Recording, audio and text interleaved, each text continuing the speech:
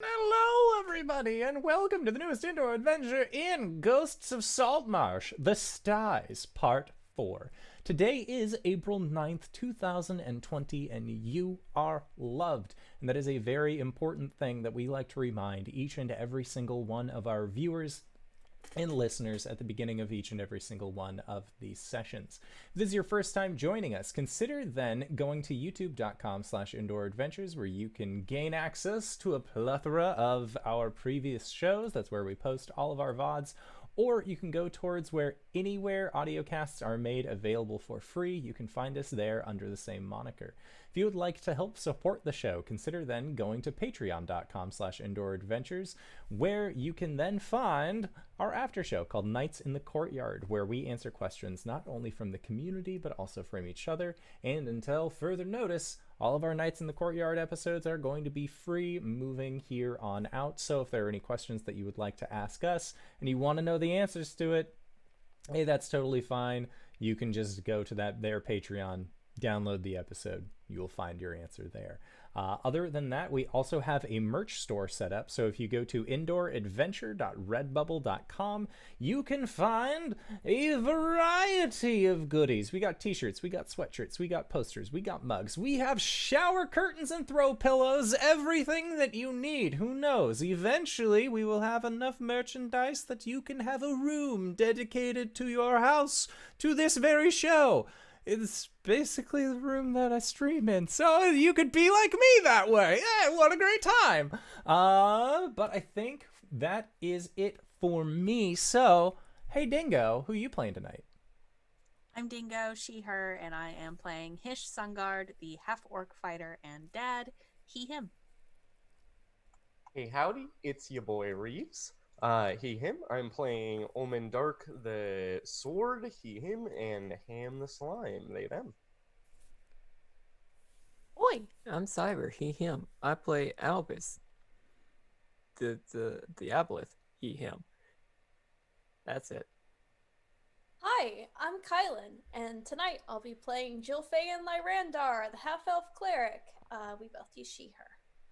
And I am the Indoor Adventurer, he, him, and tonight I shall be your Dungeon Master. So, last we left off, our group decided to go and speak with both of our dear friend Jill's siblings, her younger brother Rynan and her older brother Maros, in an attempt to possibly set up a meeting with one Mr. Dory, a large benefactor within the Styes, located within the Alchemist's Quarter of Moran.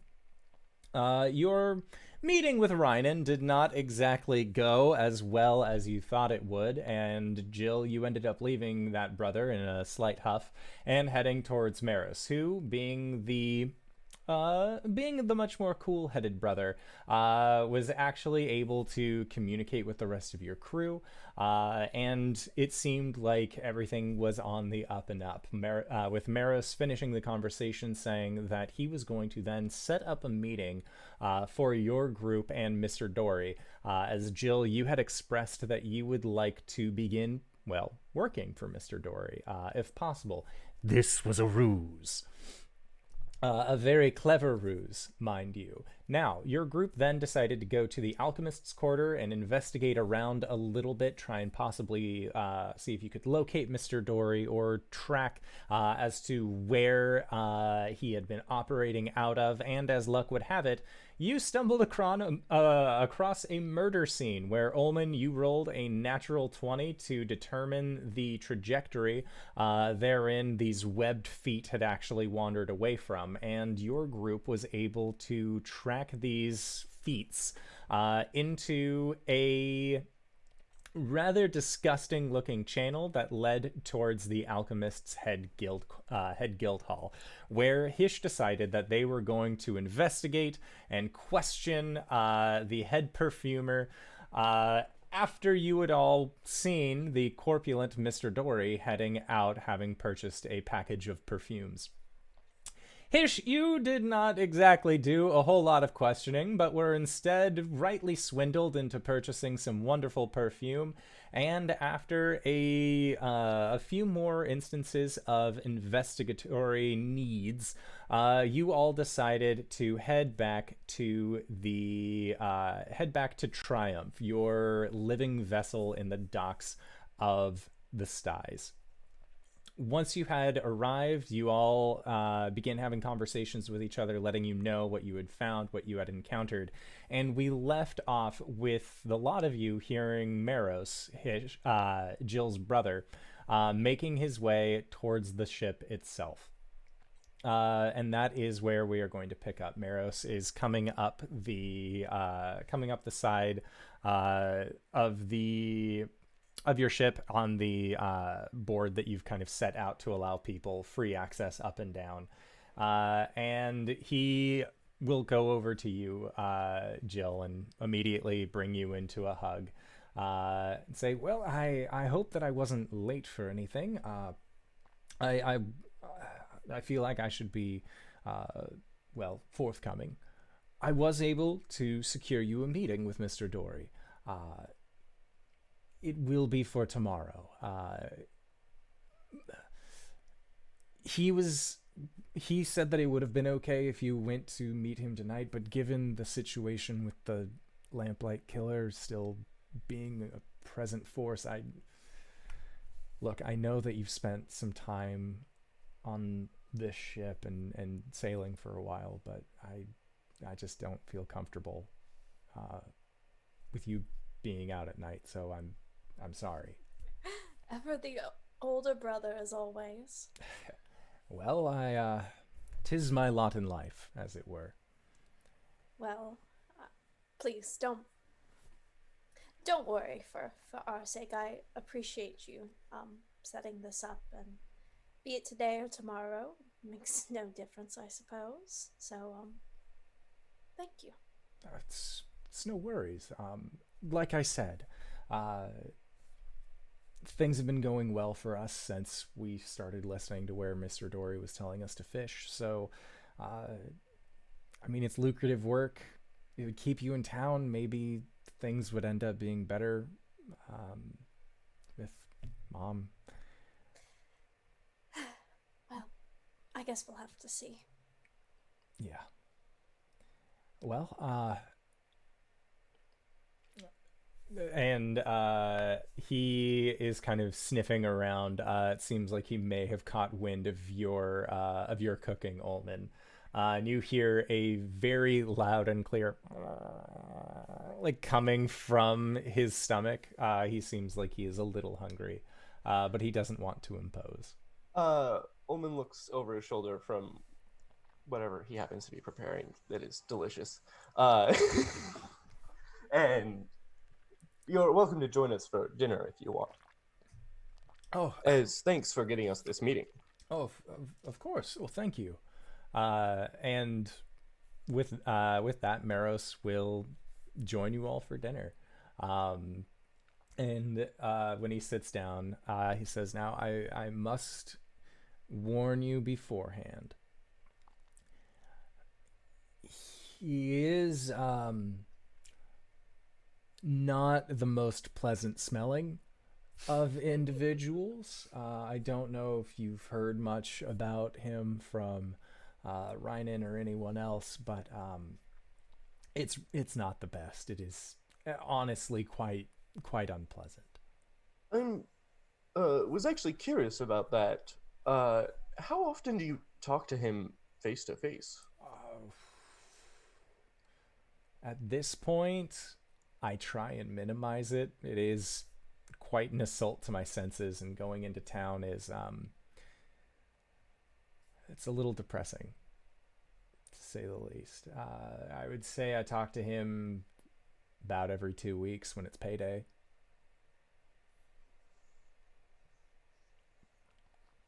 Unless, of Does course. his physical appearance not worry you?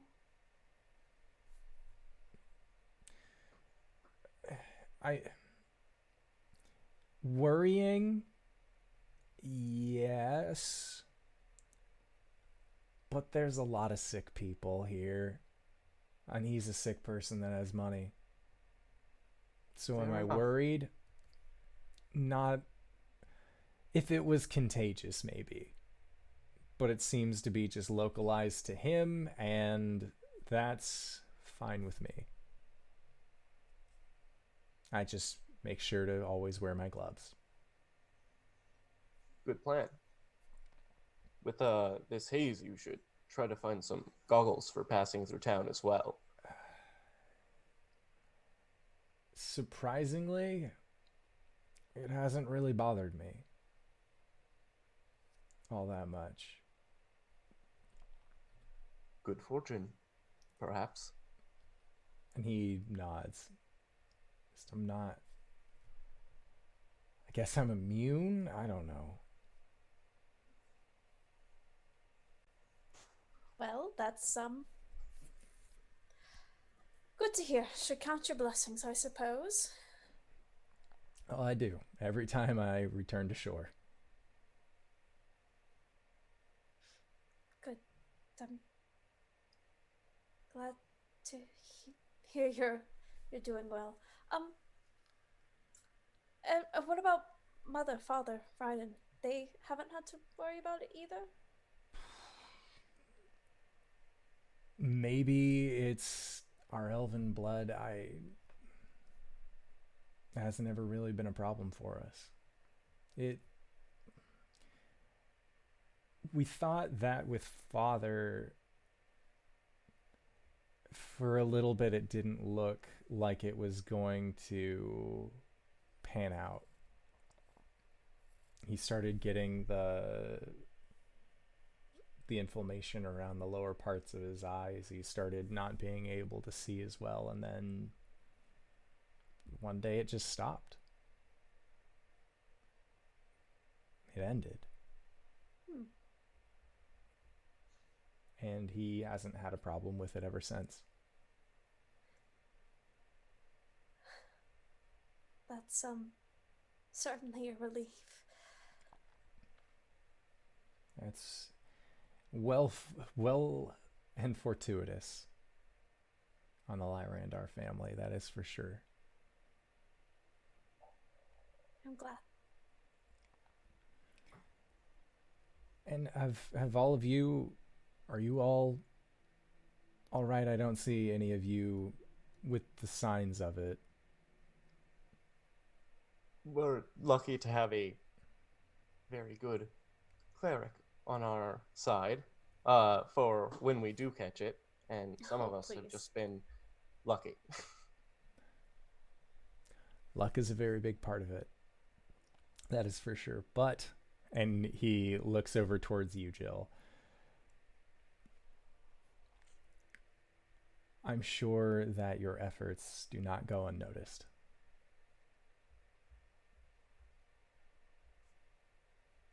Jill just makes an expression akin to smiling.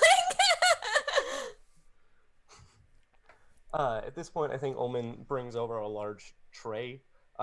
He's been assembling tacos because I was like, we don't have tortillas. Wait, never mind. Of course I have tortillas. I have Taco Bell. I know how to make a tortilla. I can make soft shell tacos.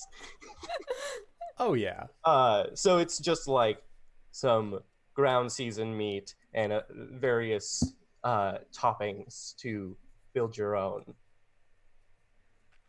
that he puts down on the table. Maros, he is not accustomed to this style of food. He has never made this kind of food for himself before. So he does the beginner's mistake of making the taco too big. There is too much food in it, and halfway through it just like falls onto his plate. He gets a second tortilla, just basically like scoops up the remains of the first one into the second. It takes some practice. And he is just, this is really, where did you learn to do this? Every time I've come by here, this food is amazing. I was gifted a cookbook by, well, very good friend of ours, Jill. that has recipes not from here. I don't know where they're from. They're another plane, I think, but they're From delicious. Livmus, maybe? Well, wherever Yes, the Livmus is, they have amazing food. Yes, them in their these are tacos, and they have some sort of taco bell, but I'm still not sure how that works. And Mero shrugs and says, perhaps they ring the bell when you know it's done. Oh, Ugh. Mm. Thank you for all of this. And if you ever find another one of these books, please let me know. I want to try my hand at it. I'm not really much of a chef, but if it is just make meat, vegetables, cheese, and then this flatbread made from corn, it would appear, this I can do. yes, that's what I found is that I've learned a lot of these ideas from cooking in general, and I just had to process some of our ingredients differently in ways I had never really thought of. But I'll see what I can do about transcribing you a copy. I would love that. I would honestly greatly appreciate that. Thank you. I'll get to work on that right away. Well, thank you.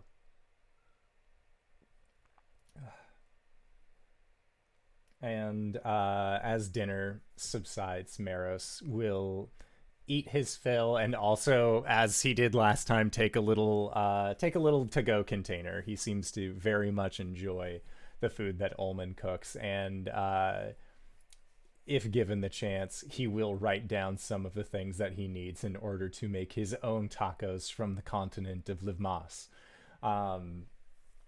And with that, as he takes all of his things, he just says again, thank you all for your hospitality. You've been more than gracious hosts. And if you ever find yourself aboard my vessel, I cannot vouch for a comparison of food, but we will do our best to make the most of things. I'm sure it will be delicious.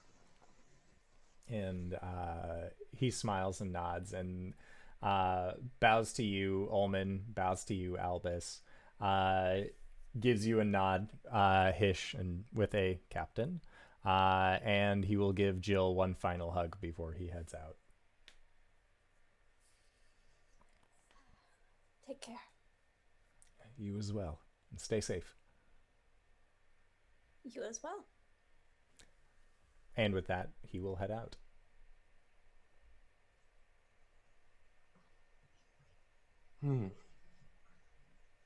Well, I suppose that settles it. We get ourselves a nice night of sleep before we go into this meeting and perhaps break all hell loose. Possibly make both of your brothers unemployed. Well, it seems like one of your brothers will do well.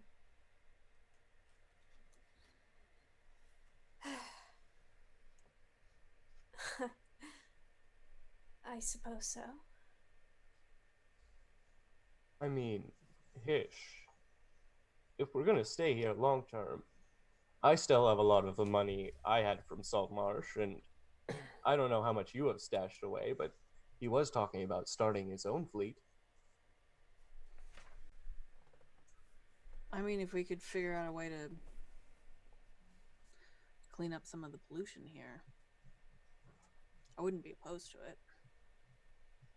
It's a nice city, it just needs some help and regulations. Yes. Oh shit, speaking of regulations. Yes, I was going to ask if you've been doing your homework. No, not yet, but now I have to. I think Jill is going to grab a to-go cup of coffee, I guess, and just be like, right, well, see you in the morning, whatever it may bring. Have fun. And, yeah, she'll head to her office. All right. And Albus, Hish, and Ulman, is there anything that the three of you would like to do this evening as Jill begins to work out potential regulations and new laws for the city of Moran? Yeah, I think Ulman just gets up and grabs the cookbook from the shelf, and then like,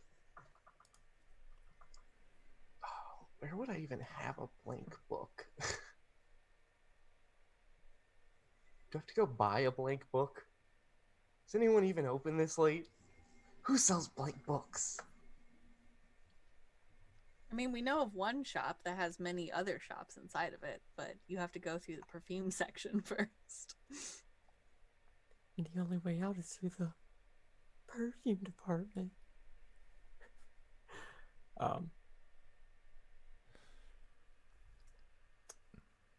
Does Albus have... If he does have one, he probably hasn't been using it. I just gotta see what comes in the sage stuff. Yeah, let me... I have one sheet of paper.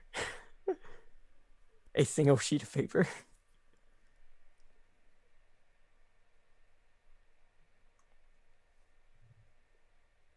If anything, Yeah. you also know that Master Rephram might possibly have some blank books about him.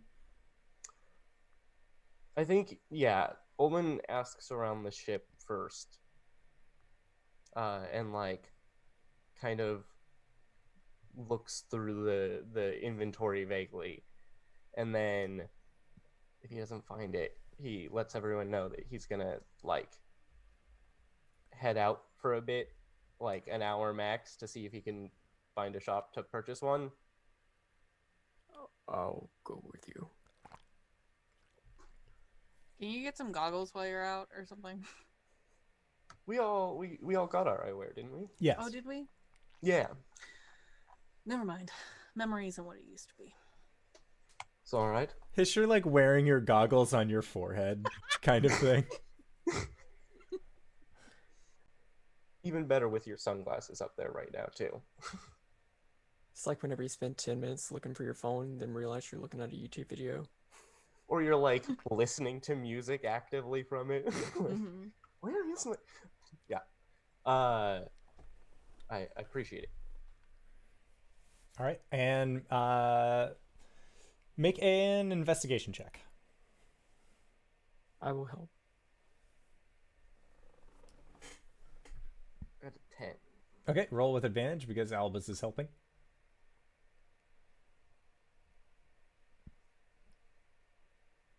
I got 25. All right. So you are very easily able to find somebody who is willing to sell you a used book. All things considered, finding a blank book isn't that difficult here, mostly because there's really not a super high demand for writers in Moran and the Styes. If anything, most people have just been using the spare paper as either, well, a fire starter or some kind of sanitary usage. So you are going to be able to find said book for... A blank book goes for 20 gold.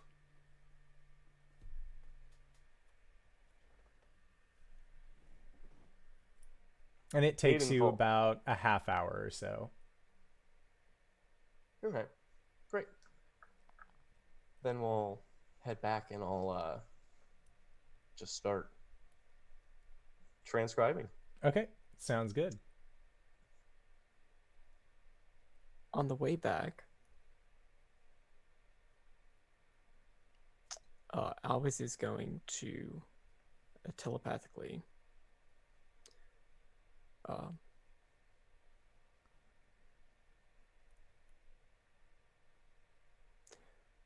Ulman, there's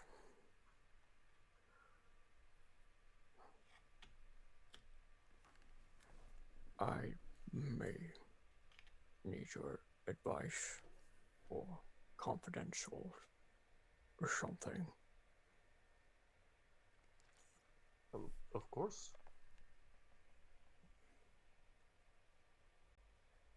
You care for all of us, right? Very much Everybody so. on the team.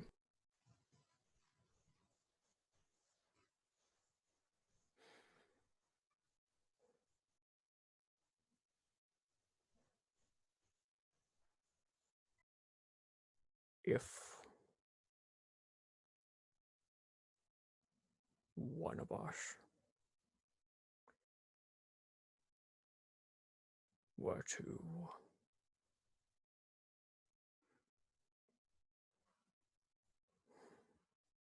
if one of us were to do something bad, very, very bad,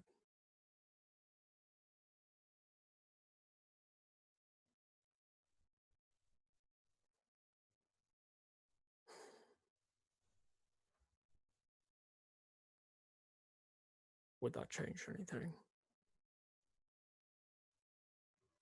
I mean, it depends on what that was, I suppose. But probably.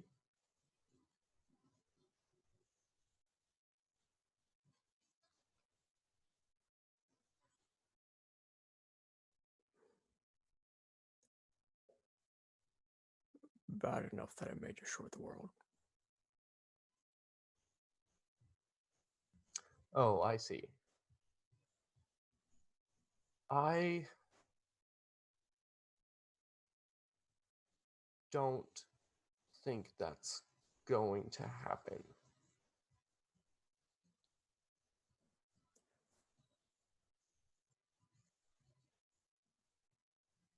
Because I believe in her.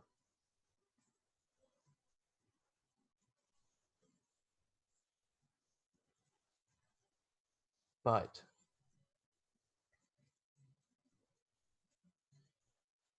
if things are nearing that place, which I don't know how we'd know.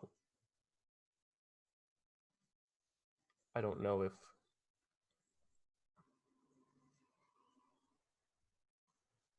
stepping in would be considered bad. But, I thought that maybe I could change a god. But we saw how that ended. But that doesn't mean everyone is unchangeable.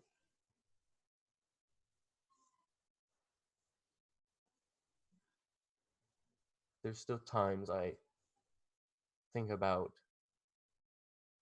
trying to reach out on a friendly level to Umberly. She'd do a lot of good to just send in a nice little storm that sweeps all the plague out of the air. She controls a good portion of the ocean. I'm sure she could help cycle the pollution out in some way and maybe do some good, but I don't think she's interested in that, so that's why I don't. I just think that that's what they could be doing if they were trying.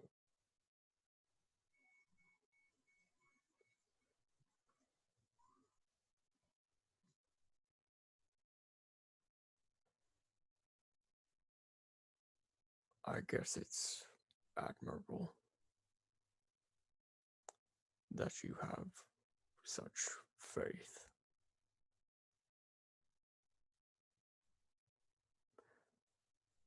I just guess I don't want to say no better, but I've learned to not put faith in everything.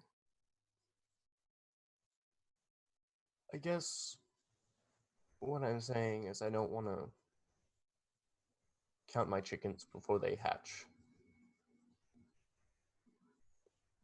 And do something that I'll regret.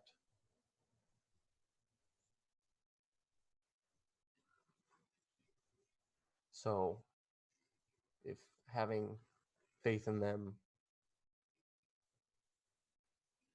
prolongs the time that I don't have to do anything, then I will have faith in them, especially if they give me reasons to.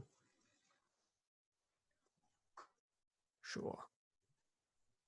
But if that chicken egg hatches into a basilisk, he won't live to see it.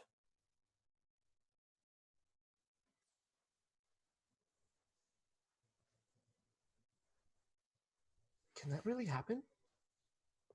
I don't know if that's D&D lore, but that's Harry Potter lore.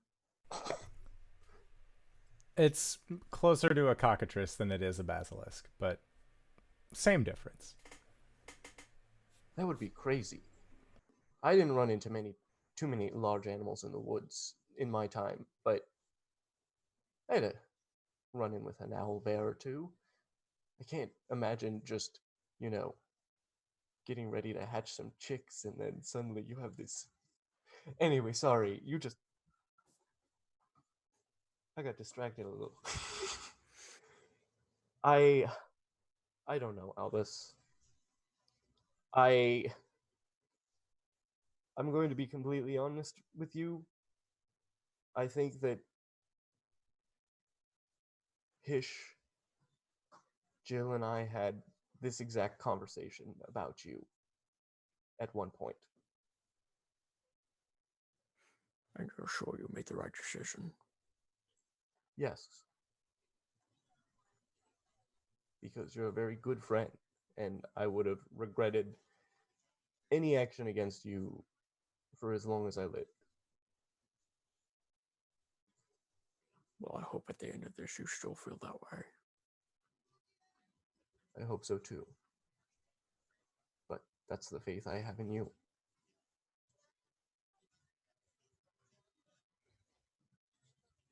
Okay.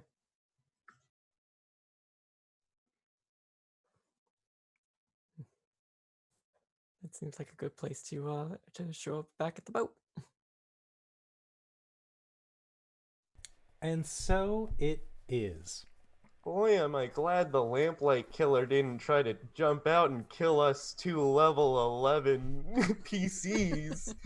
Because he would have been actually dead. Actually dead this time. All right, so Hish, what are you doing on the boat this eve as Ulman and Albus have gone off in search of a blank book? I think Hish is doing some rearranging of the ship as much as he can and trying to figure out if he can, like of the furniture in his office, because I think seeing Maros' ship gave him a lot of ideas. And so I think he tries to like move things around at first and then realizes like, oh, right, it's a creature now. And so I think he tries like, Triumph, could you move this table over here where I'm standing? And then like waits. Make an animal handling check. Okay.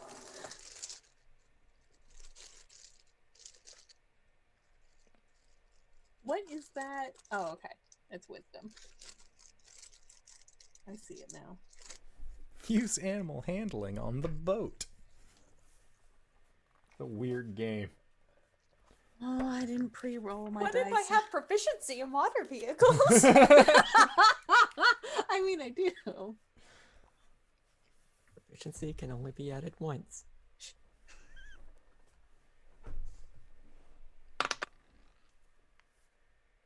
That's a 15, 18. All right. There is a knowing groan that comes from the ship as you have called it by its name and asked this of it. And it's very strange to watch.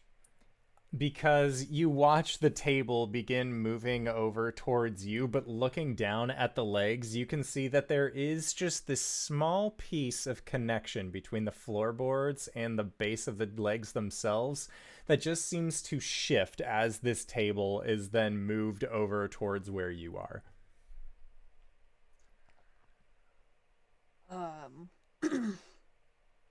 He sort of pats the table and says, "Thank you. Good boy. All right. And this table may be over there." And so I think he does that for a while, sort of fashioning different parts of the ship, sort of like what he saw on Maros's ship. And then I think probably shortly before Albus and Ulman return, he sends out the Silver Raven again. And I think with it he says, "If you can, find protective eyewear before you enter the city. Stick to main streets in the daytime. The city isn't what we thought. Stay safe." Okay. And Albus and Ulman, when the two of you return to Triumph, you see the telltale silvered raven flying off with Hish kind of standing on deck. And when the two of you arrive, looking around, you realize that Hish just moved around a lot of stuff. And you recognize this spread because the both of you were on Maros's ship as well. You feel like Hish was potentially a little taken by the overall design of the larger vessel. Feeling inspired, Hish? I just needed a change of pace. Can't Thought it blame would you. look better this way. I like it. I do too. Did you find what you need? Sure did. Holds up the blank book. Great. I'm gonna turn into a pumpkin, so good night. What? I haven't heard that expression before. But I think I will also retire. All right. Night. All right. And as the lot of you are going to sleep, Jill, you have been working on your piece of documentation. And it was strange. There was a period of maybe about 45 minutes to an hour and a half where Triumph would routinely just send a, like, "I am a good boy" kind of message aloud with the groaning. And part of you is curious, but you could also hear what sounded like wooden furniture moving around, so you're assuming that it has something to do with Hish. She's just like, yep, yes, you are. You certainly are. Reaffirming Triumph. Triumph appreciates all of the affirmation. So what kind of laws are you planning on trying to draft up? What is this documency that you're trying to whip up? Basically just like stricter regulations regarding how hazardous materials are disposed. Basically just like, hey, don't throw shit in the water. Oh shit, I just had like an idea. Oh, I had an idea! Brain blast. But like, maybe something where like, if you want to like dispose of materials, like take it to, like a cleric or someone else who knows like, purify like water spells, and like that's how you get rid of like hazardous materials and things like that, or just like putting like stricter regulations on dumping, trying to offer potential solutions. Nothing like not like word for word what she would want to say, but like outlines of ideas she has. Okay. With that, make a check with your documancy tools. Ah, We haven't done one of these in a while. okay, so it's proficiency plus. I believe it was plus wisdom. Okay. If so, that's pretty sexy.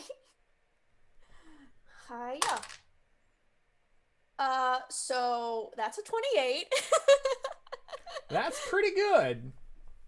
It is one of those things where, Jill, you have been thinking about these laws and regulations since you arrived in Moran, and now it is simply cracking your knuckles, getting down to it, and writing out everything that you need to, that, again, you have been, like, mentally processing over the last several days. And it takes a couple hours, mostly just so that way you can make sure, like, okay, in this section, take it to a cleric. No, it has to be an actual cleric and not just a guy whose first name is cleric. Like, making sure that these are sound laws that you can then put in place, or at least present in a way where you feel like those looking at it won't be confused by the language and vernacular that has been put into them.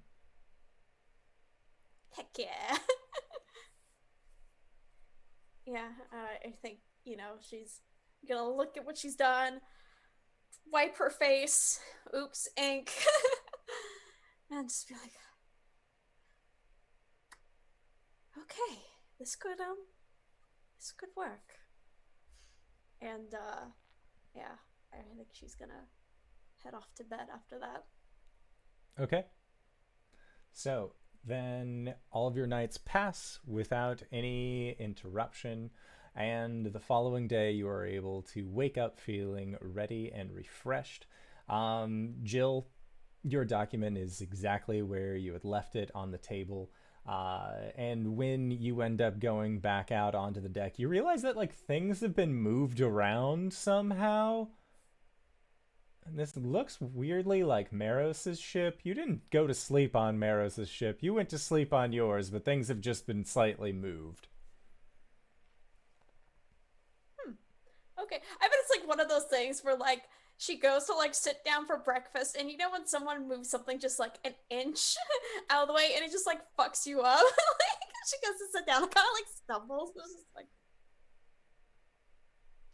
Albus actually misses the chair. splat. Oh. I didn't change anything about the kitchen, but good joke. This feels so different, but so similar. It's strange. It's not that strange. It's, I mean, I thought it looked nice. No, it looks fine. I don't know. I'm getting the feeling that I've seen this before. I don't think you have. Very well then. I think we both take sips of our coffee at the same time. All right, and is there anything that your group would like to do in the morning or discuss before heading off to meet with Mr. Dory? What's your plan exactly? Last I remember, we didn't really have one. Go in under the pretense of Jilfa'en getting a job, or all of us signing up. It doesn't really make sense for the rest of us to be there, right? If we're not all signing up in some way. And we are crewing a ship, to be fair. We bring our own ship to the fleet.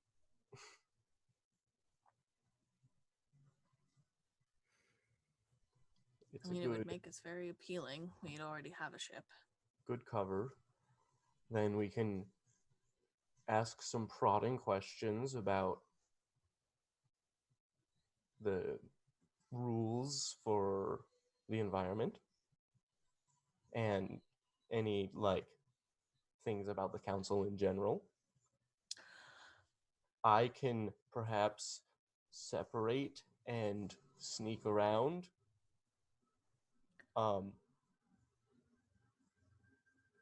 But, see if I can find the entrance to some sort of base of some kind. I was actually going to suggest, since you're the you're the quietest out of the bunch of us, doing some scouting might not be a bad idea.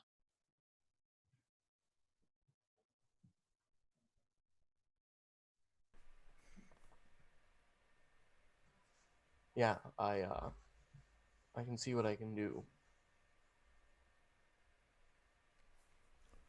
Albus, what do you wish to accomplish? Also, I would like to ask Albus to make a Constitution save. Oh my god! Why?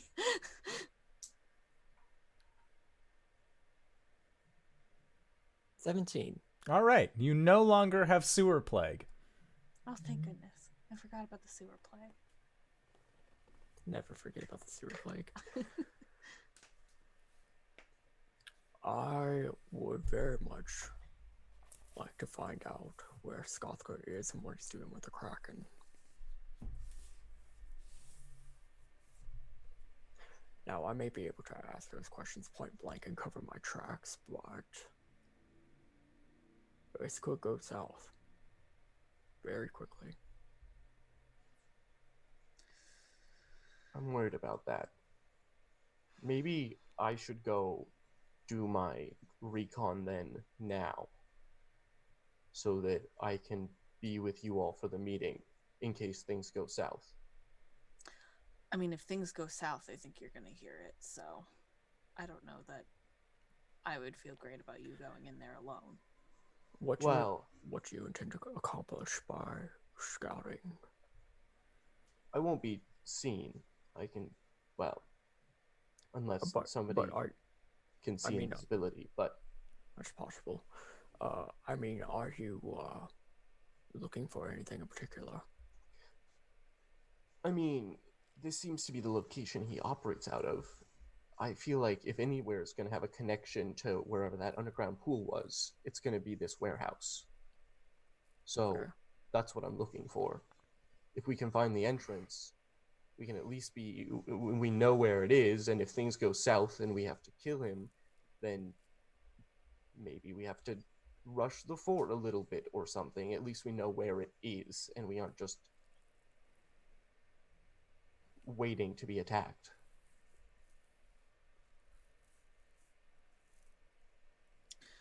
How many potions do we have on us? I have 1 potion of healing. Let me check. In the bag, or it says here that I have 2 ink healing potions. Did we ever give those back? Fuck No. Okay, then I have 2 more potions of healing. They have Acquisitions Incorporated written on them. I have 3. I have a potion of healing as well as a potion of gaseous form and a potion of invisibility. Nice. Yeah, I've got 4 potions of healing.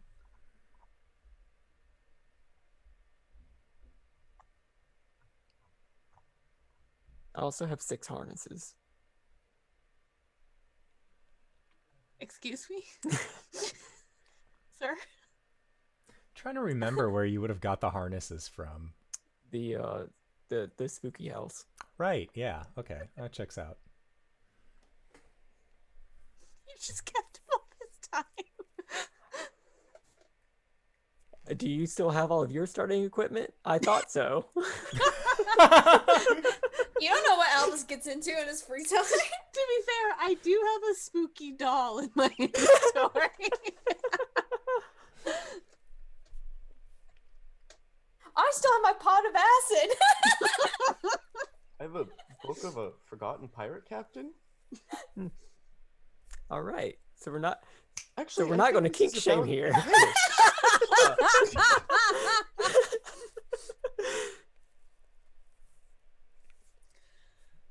All right.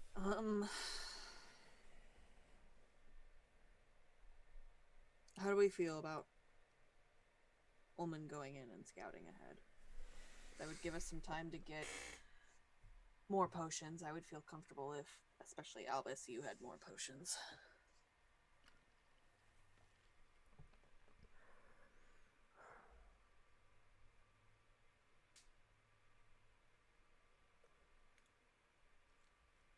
I'm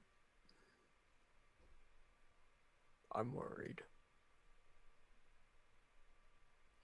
If any of this goes poorly, we may not have another chance. Mr. Dory is our only lead as far as we know.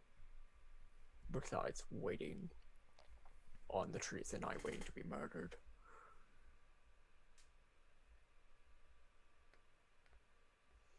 So if we're going to do this, we need to absolutely make sure that we're prepared, and we're prepared for this to go horribly, horribly wrong.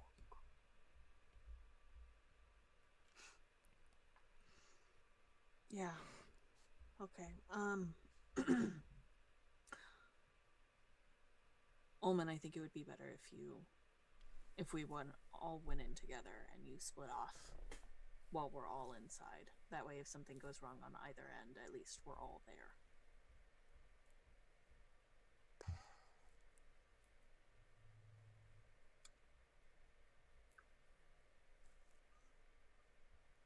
Okay.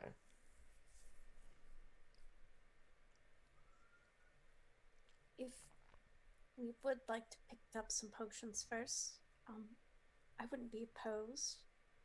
However, I feel like there's some business I want to attend to first, in case things go poorly.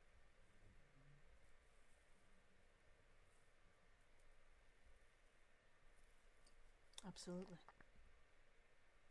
Yeah, Albus just does that long nod.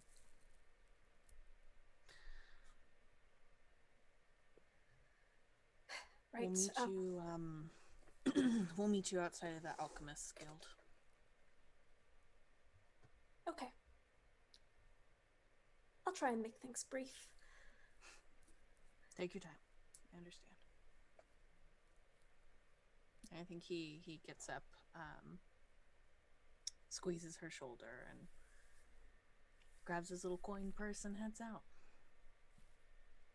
Make sure Ches is properly tucked in your pocket. Mm-hmm. I think Ulman catches Jill on her way out and says, "By the way, I just wanted to let you know, I think your real smile is a lot better than the one that he imagined. It was nice to see you happy last night."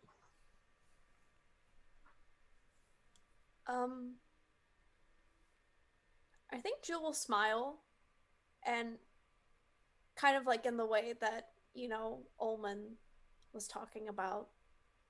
And there'll be like a little flush to her cheeks. And she'll say, "Thank you." Thanks. And we'll head off. All right. So Jill is going to take care of some business, and then the rest of you three are heading over towards the Alchemist Quarter? Yeah. Okay. So heading over to the Alchemist's Quarter, your goal is to try and purchase some potions? What kind of potions? I don't know. What kind of potions are you interested in purchasing? What kind of potions they got? Well, this is the Alchemist's Guild, so they have a variety of potions. You can find potions for up to 3rd level spells that you would be able to consume of a variety of prices. And then there are also healing potions. There are standard healing potions as well as greater healing potions. How much? Would a potion of invisibility be available, and if so, for how much? A potion of invisibility would be Make a persuasion check.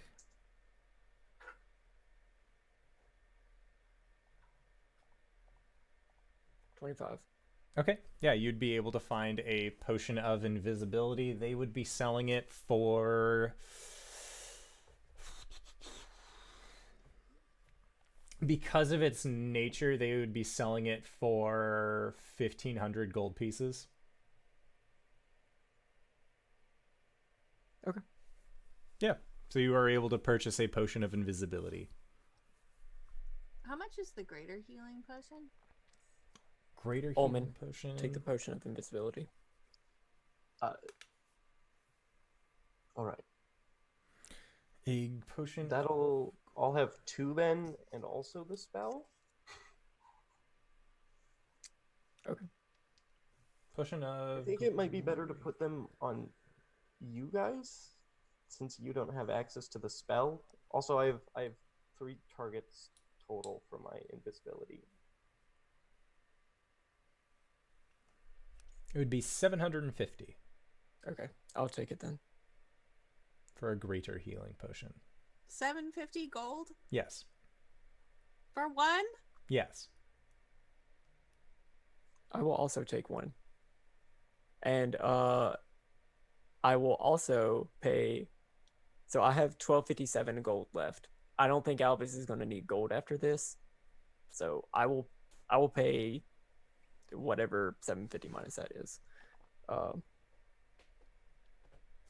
I will pay 500 gold of that. So if you want to pay 250, I'll pay Yeah. 507 of it actually. If you want to be complicated. Love being complicated. Yeah, actually, I would appreciate that. That's awesome. Okay.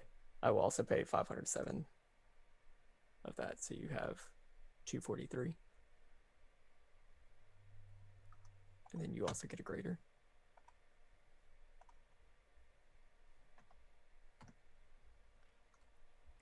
Who is you? Hish. Mm.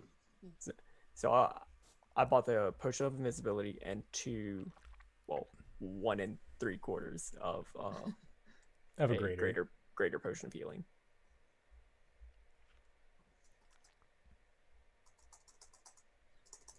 I think I'm also gonna get a potion of greater healing. How much? Okay, that doesn't do what I want it to. I'm just browsing through all of the potions. Potion of giant size. That'll help. Make me bigger. I like big boys.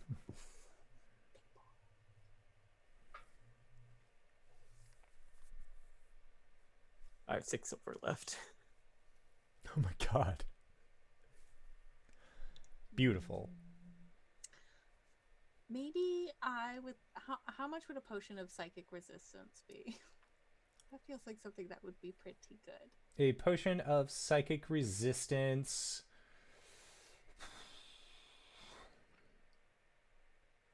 would be 650. I hate it. The Alchemist Guild is loving you guys right now. This is great. Big The spenders Alchemist showed Guild. up. So we're We get buying in a bulk, right?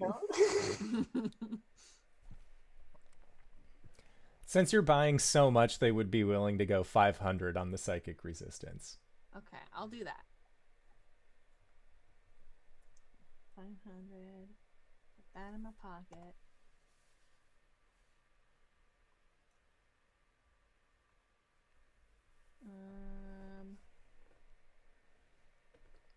I love shopping. What's an oil of slipperiness? That sounds fun. He makes things slippy. I think it like makes something difficult terrain. Yeah. So like Creature it's gains half the effect movement. of a freedom of Okay, so it's either a grease spell or a freedom of movement spell. Either or. That sounds fun and fresh. You can't be grappled. 'cause As he's Paula slippy. Dean's face like emblazoned on the side. How much is the drippy? How much is drippy? Drippy Slippy. How much? They will do a potion of slipperiness if you promise never to call it that again for 500 gold pieces. At least in the Alchemist Guild. Once you're outside, totally call it your potion of Slippy Drippy, but... That's fine. Here, we'll just call it the Super Lube. Sorry, I did not realize you were drinking. We're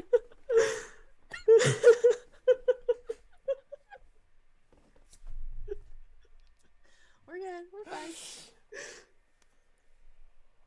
Okay. Yeah, I'm getting the slippy drippy lube, and that's it. Gross. I hate all of this. All right. And then Ulman, did you have anything else that you wanted to purchase? No. Okay. Sounds good. So, Jill, where were you headed? Wait a minute. Hish, yes. Sorry. How much are regular ass potions? Rego? They go for 75 here. Oh, okay. Well, all right. Yeah, I'm gonna buy 3 of them and give them to Albus. Okay.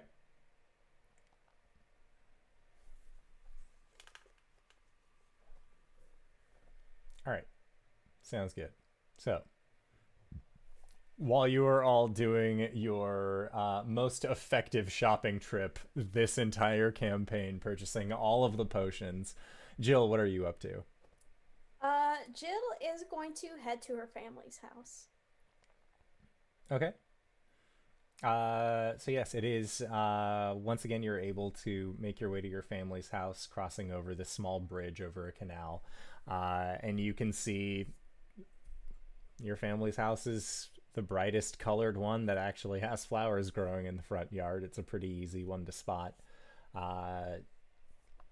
Go up, knock on the door. And the person who opens it is your mother.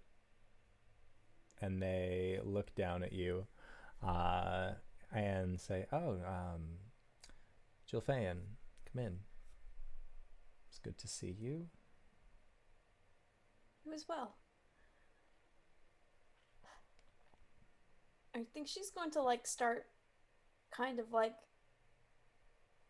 almost absent-mindedly, just looking around the house, poking around, looking for,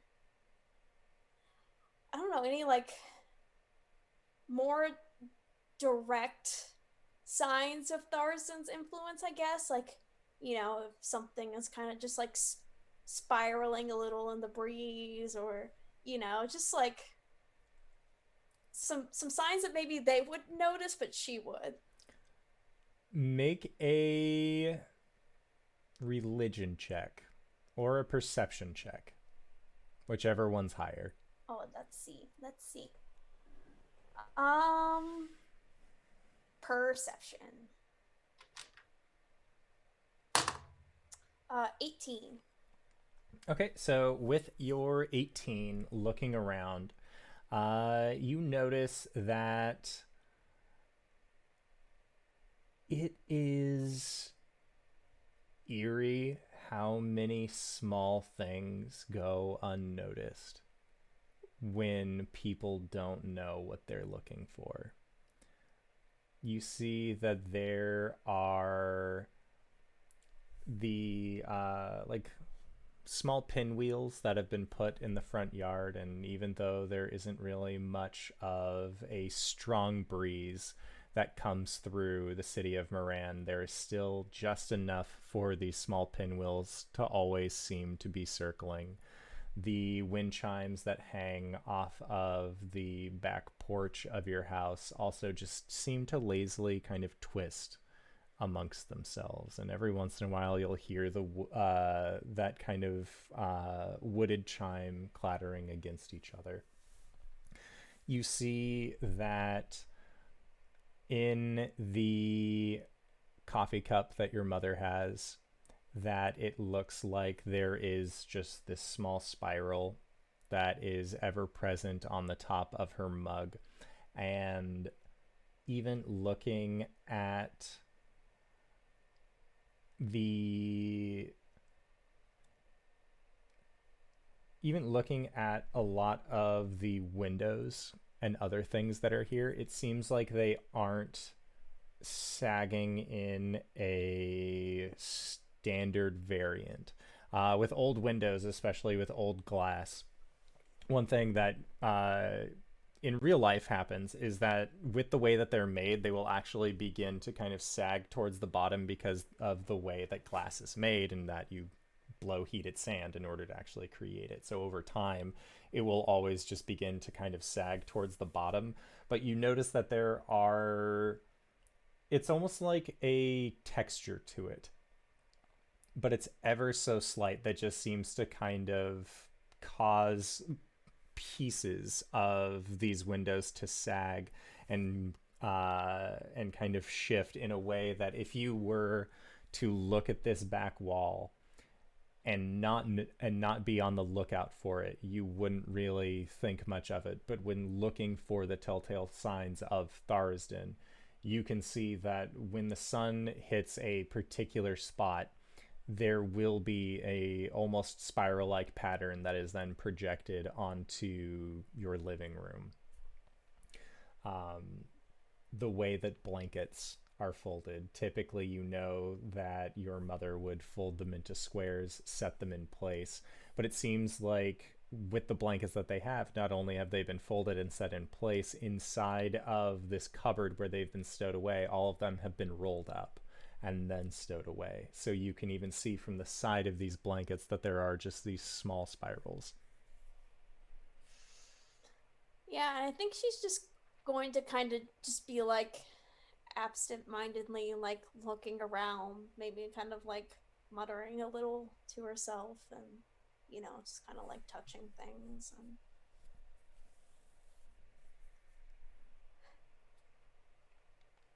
And your mother notices you just like looking around, touching all of these things. And she says, "Not much has changed since you were here the other day."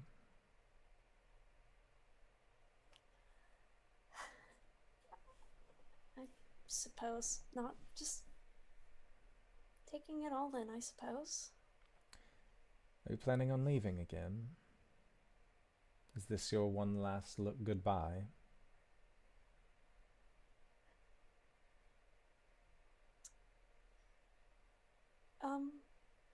Not necessarily. Oh.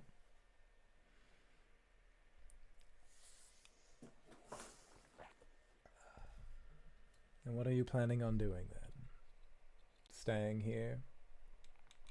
Making a name for yourself like your brothers?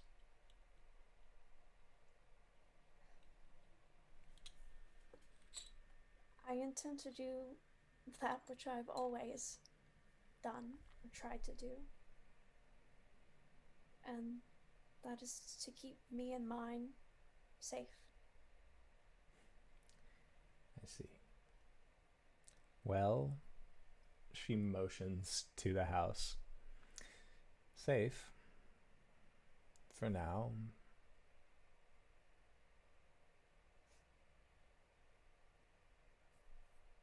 Healthy. As we can be.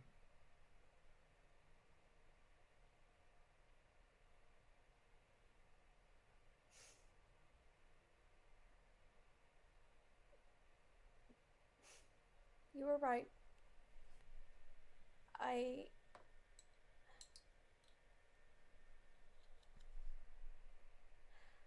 did perish at sea. But not when you thought I did.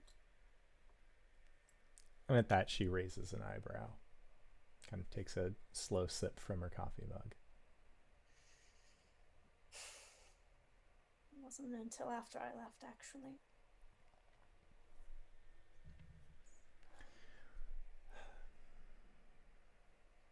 I'm guessing your friends...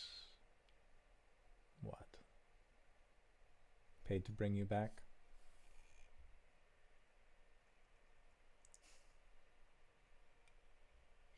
No, not exactly.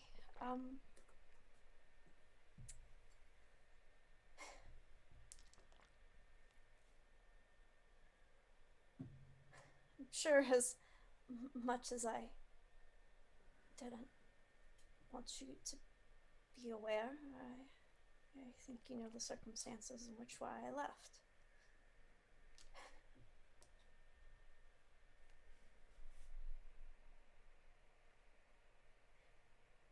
Well,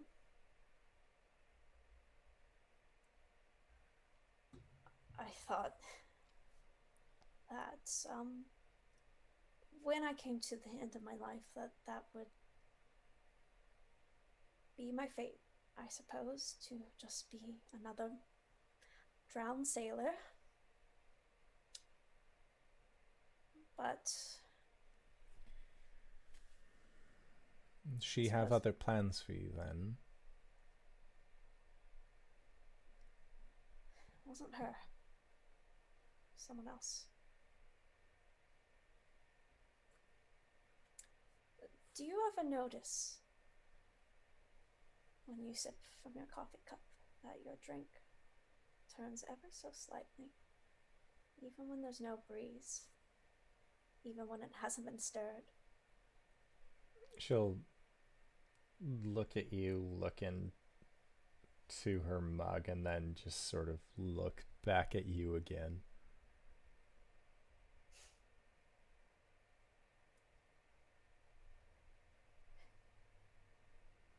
Someone interceded on my behalf, and they offered me a deal I could not refuse. A chance to come back, and a chance to keep you all safe. And so I took it, despite every potential consequence, every thinly veiled terms and conditions, and that's why I'm here. And that's why you and Father, Maros and Rhinan, have done well for yourselves these past few months.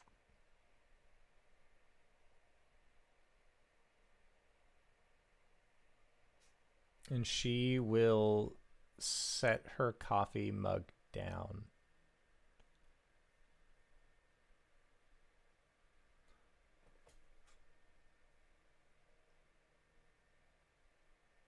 Who?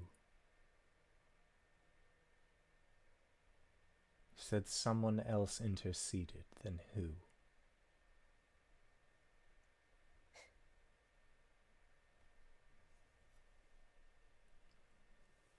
If you knew where it came from, would that truly make you happy?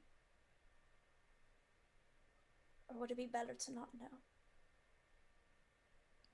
And just count yourself lucky?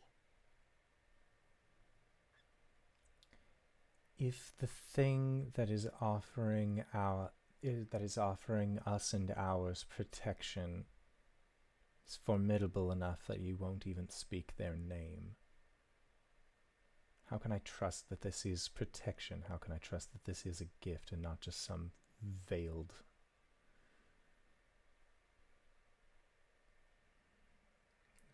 horror that's going to be occurring?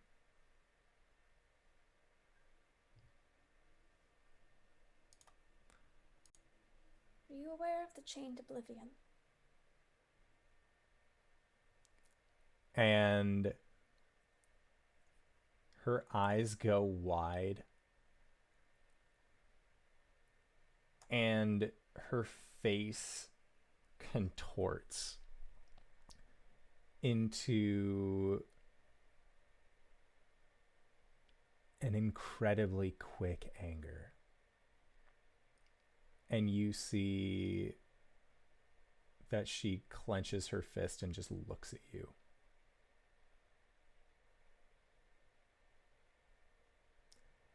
What have you done, Jilfa'en?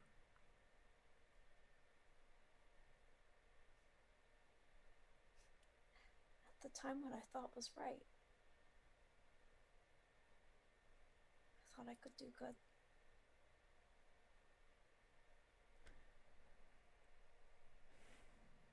And she takes a deep breath in and closes her eyes, and you can see that her clenched fists are shaking. And you hear a spattering. And when you look down at the ground near her feet, you can see that she has broken the skin of her palms, clenching her hands as tightly as she has.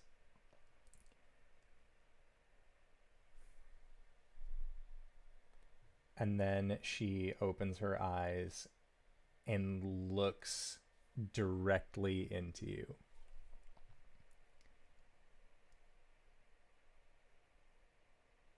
You are a follower of Thariston.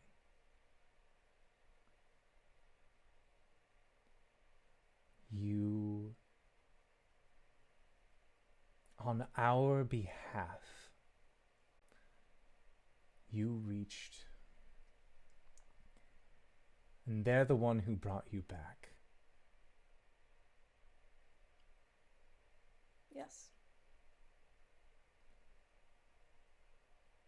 And you see her lip raises and into a grimace, and she says, "God's alive.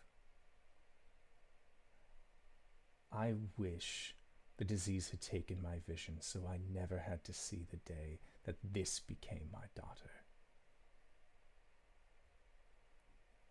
Get out." Very well.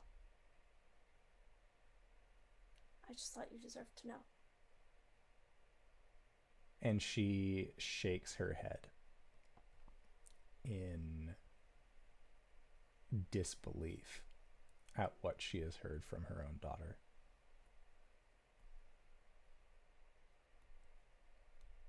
And she just grabs the coffee mug that she had that was still full, and as you walk away, you can hear her just throw it. And you hear the ceramics smash and clatter against the wall on the inside of your home. And that is where we will go to break. So I would like to say thank you to everybody who decided to stop by and join us for this fun, fresh, sexy adventure through the Styes Part 4, Ghosts of Saltmarsh.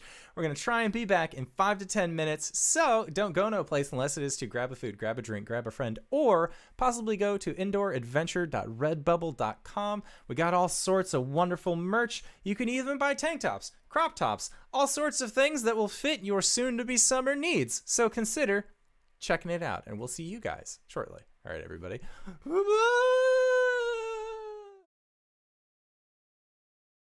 Ready whenever. Oh, I hit the button, so hey, we're back. We're live. Congrats. You caught me up. I told you, Cyber, at the beginning when all this started, I was like, I drank water, I ate food, had coffee at a reasonable hour. I'm feeling good. It's whenever you've actually prepared that you fuck up a stream. Right? Anyways. Not you at Indoor. You as in like any content creator. The royal you. The royal me. Yes. Hello, everybody, and welcome. We have returned. Jill ended up just having a fun conversation with her mother where she informed her that she had been resurrected in part thanks to the Chained Oblivion. And as such, hey, you protected your family's home from like a lot of ill givings, but at what cost? So, with that, Jill, you have been told to meet your friends in front of the Alchemists Guild whenever you are done doing the things that you wished to do. Are you doing anything else besides talking to your mother about the situation at large? Or were there any other stops that you wanted to make along the way? That was pretty much it. All right. Sounds good. So, Albus, Hish, and Ulman, as you guys are wrapping up all of your purchases with the Alchemists Guild, and the perfumer Loquid is trying to like sell you some more perfume, possibly. Mostly as gifts, maybe you want some for yourself. Who's really to say? Maybe it's just a thing that you're into. He's not gonna judge. He's not gonna judge. But it is at that point that Jill, you end up making your way towards the meeting spot, and thankfully, Hish, you had been like backed up into a wall, but seeing Jill, you're like, oh, my friend's here, and like are easily able to get out of this retail situation. And so your group once again reconverges, with 3 of you smelling mighty well. Yeah, Jill comes up. She's wearing her goggles, but you can tell that her eyes are still red for some reason. And it's just like, so, we ready? Are we? If you are, I think we are. Did you eat any potions?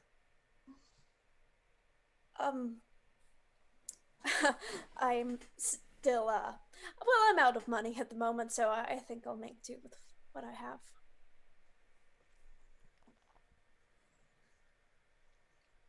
Well, let's hope for the best. What is this? It sounds like we're marching into our, deaths. We're going in to talk to a man, for goodness sakes. Ulman, when was the last time you got put in front of a job interview? It basically is like getting the death sentence. It's totally fine though. So, you guys are able to then make your way over towards the warehouse where Mr. Dory to reside. And this place is bustling. You can see that there are dozens of people moving about, either carrying crates or boxes. Some are pulling ropes that have nets over other crates up to the second story, and it looks like there is an ever-present amount of industry here. And when you arrive, one of the basically the floor manager ends up seeing your group and kind of comes over. It's a human woman. She asks, what are you all doing here? Are you looking for a business venture? Are you looking to use the warehouse? We actually have a meeting with Mr. Dory. My name's Jilfa'en Lyrantar. Maros' sister. Yes, I apologize. And she motions to the groupings of workers busily moving about. I have to be a little bit blunt sometimes. Otherwise, I just get the runaround. So I apologize for that. If you'll just come this way. And she will direct you over towards an office on the first floor, and she will open up the door, usher you all in, and says, I'll go get Mr. Dory. He should be here in about 5 minutes or so. Perfect. And then she will shut the door to leave you all in this room.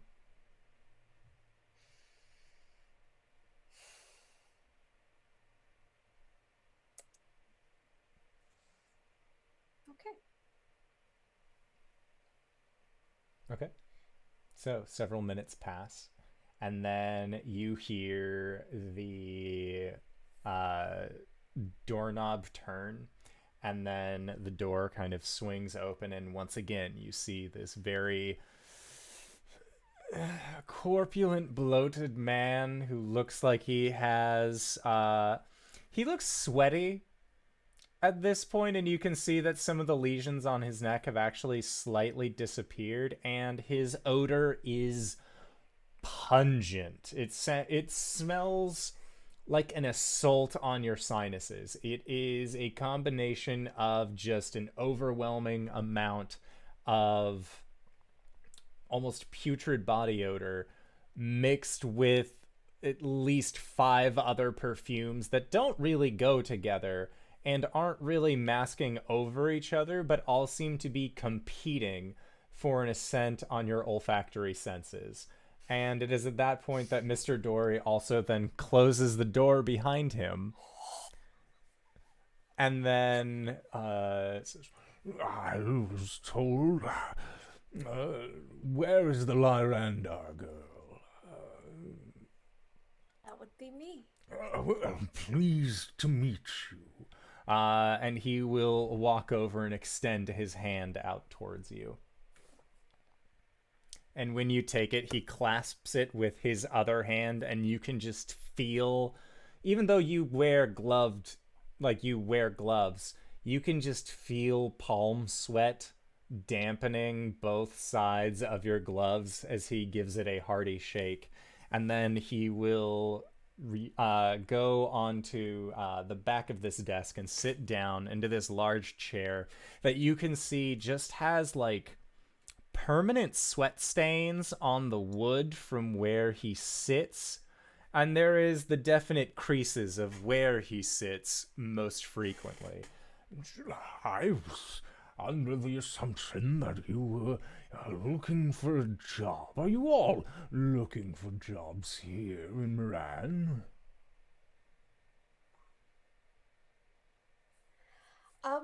Well, yes. Actually, my brothers have had nothing but kind words to, say about you and the opportunities you've extended for them, and, I see how much my family has been blessed despite the circumstances, and, well, I can't be thankful enough. Oh. So, But of course. And as he says this and his head kind of jiggles, you can see that his left eye just sort of like goes wherever it wants to, really. Like it's almost like it's not connected to anything back there. It's just sort of lolling about. And he says, Well, Maros and Rylan have always been spectacular employees, and if you're anything like the two of them, I would be more than happy to offer you some sort of job. and if there was one thing that smelled even worse than Mr. Dory's body odor, it is his breath. oh. And he seems to prolong his H's. Yeah. Big ol' content warning. This is gross. Stinky. But now I must ask, are you all looking for work? Are you looking for an entire new vessel to add to your fleet? Always. And you have this vessel? Not me personally. My skills lie elsewhere. Well, I would need to see the documents first. If this proved to be a costly investment, I might have to reconsider. But, excuse me. And he kind of like speaks a little bit. But, if you already happen to have said vessel and are looking for purpose in your sailing ventures, then you've come to the right place. Can you, I have a few questions prepared. I know that must be strange because I'm the interviewee, but, Oh, no. would like to get to know, you and your business better. So, what exactly is it that you do here in Moran? Well, as you may have seen, and possibly heard from your siblings, I have come here offering work, jobs. I have provided fishing vessels and a small fleet in order for this small town to go out and catch all the fish that they possibly can, bring it back, and then we ship it out. And It's people... at this point that I would like to cast Detect Thoughts. Yeah. Sure. So I And believe I am not here, as the plan was to have me scout at this current point. Are you sneaking out? So I think Ulman would have stopped like out of sight of the warehouse before you all approach and waited for you all to be brought in before like making sure he was out of sight, casting invisibility and starting to look around. okay. Before you go, I am going to give you a Galaxy Brain. Cool. Like Also- right whenever you leave, just open your mind.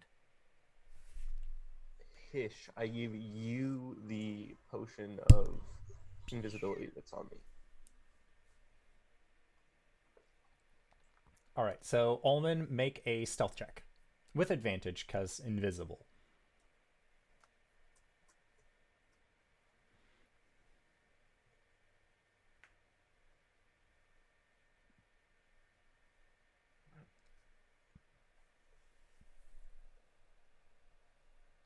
What did you roll? 20 for 24?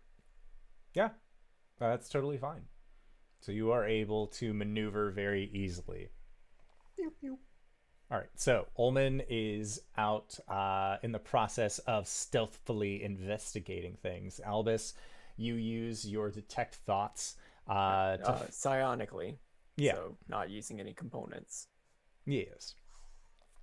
All right, and Jill, you have just asked what is it exactly that he does here. And he, Albus, and you are getting his same surface level thoughts as to what he is describing. He also seems like he might be the kind of individual who thinks what he is saying as he's speaking it, rather than putting forth any kind of like precognitive ability into what he is saying.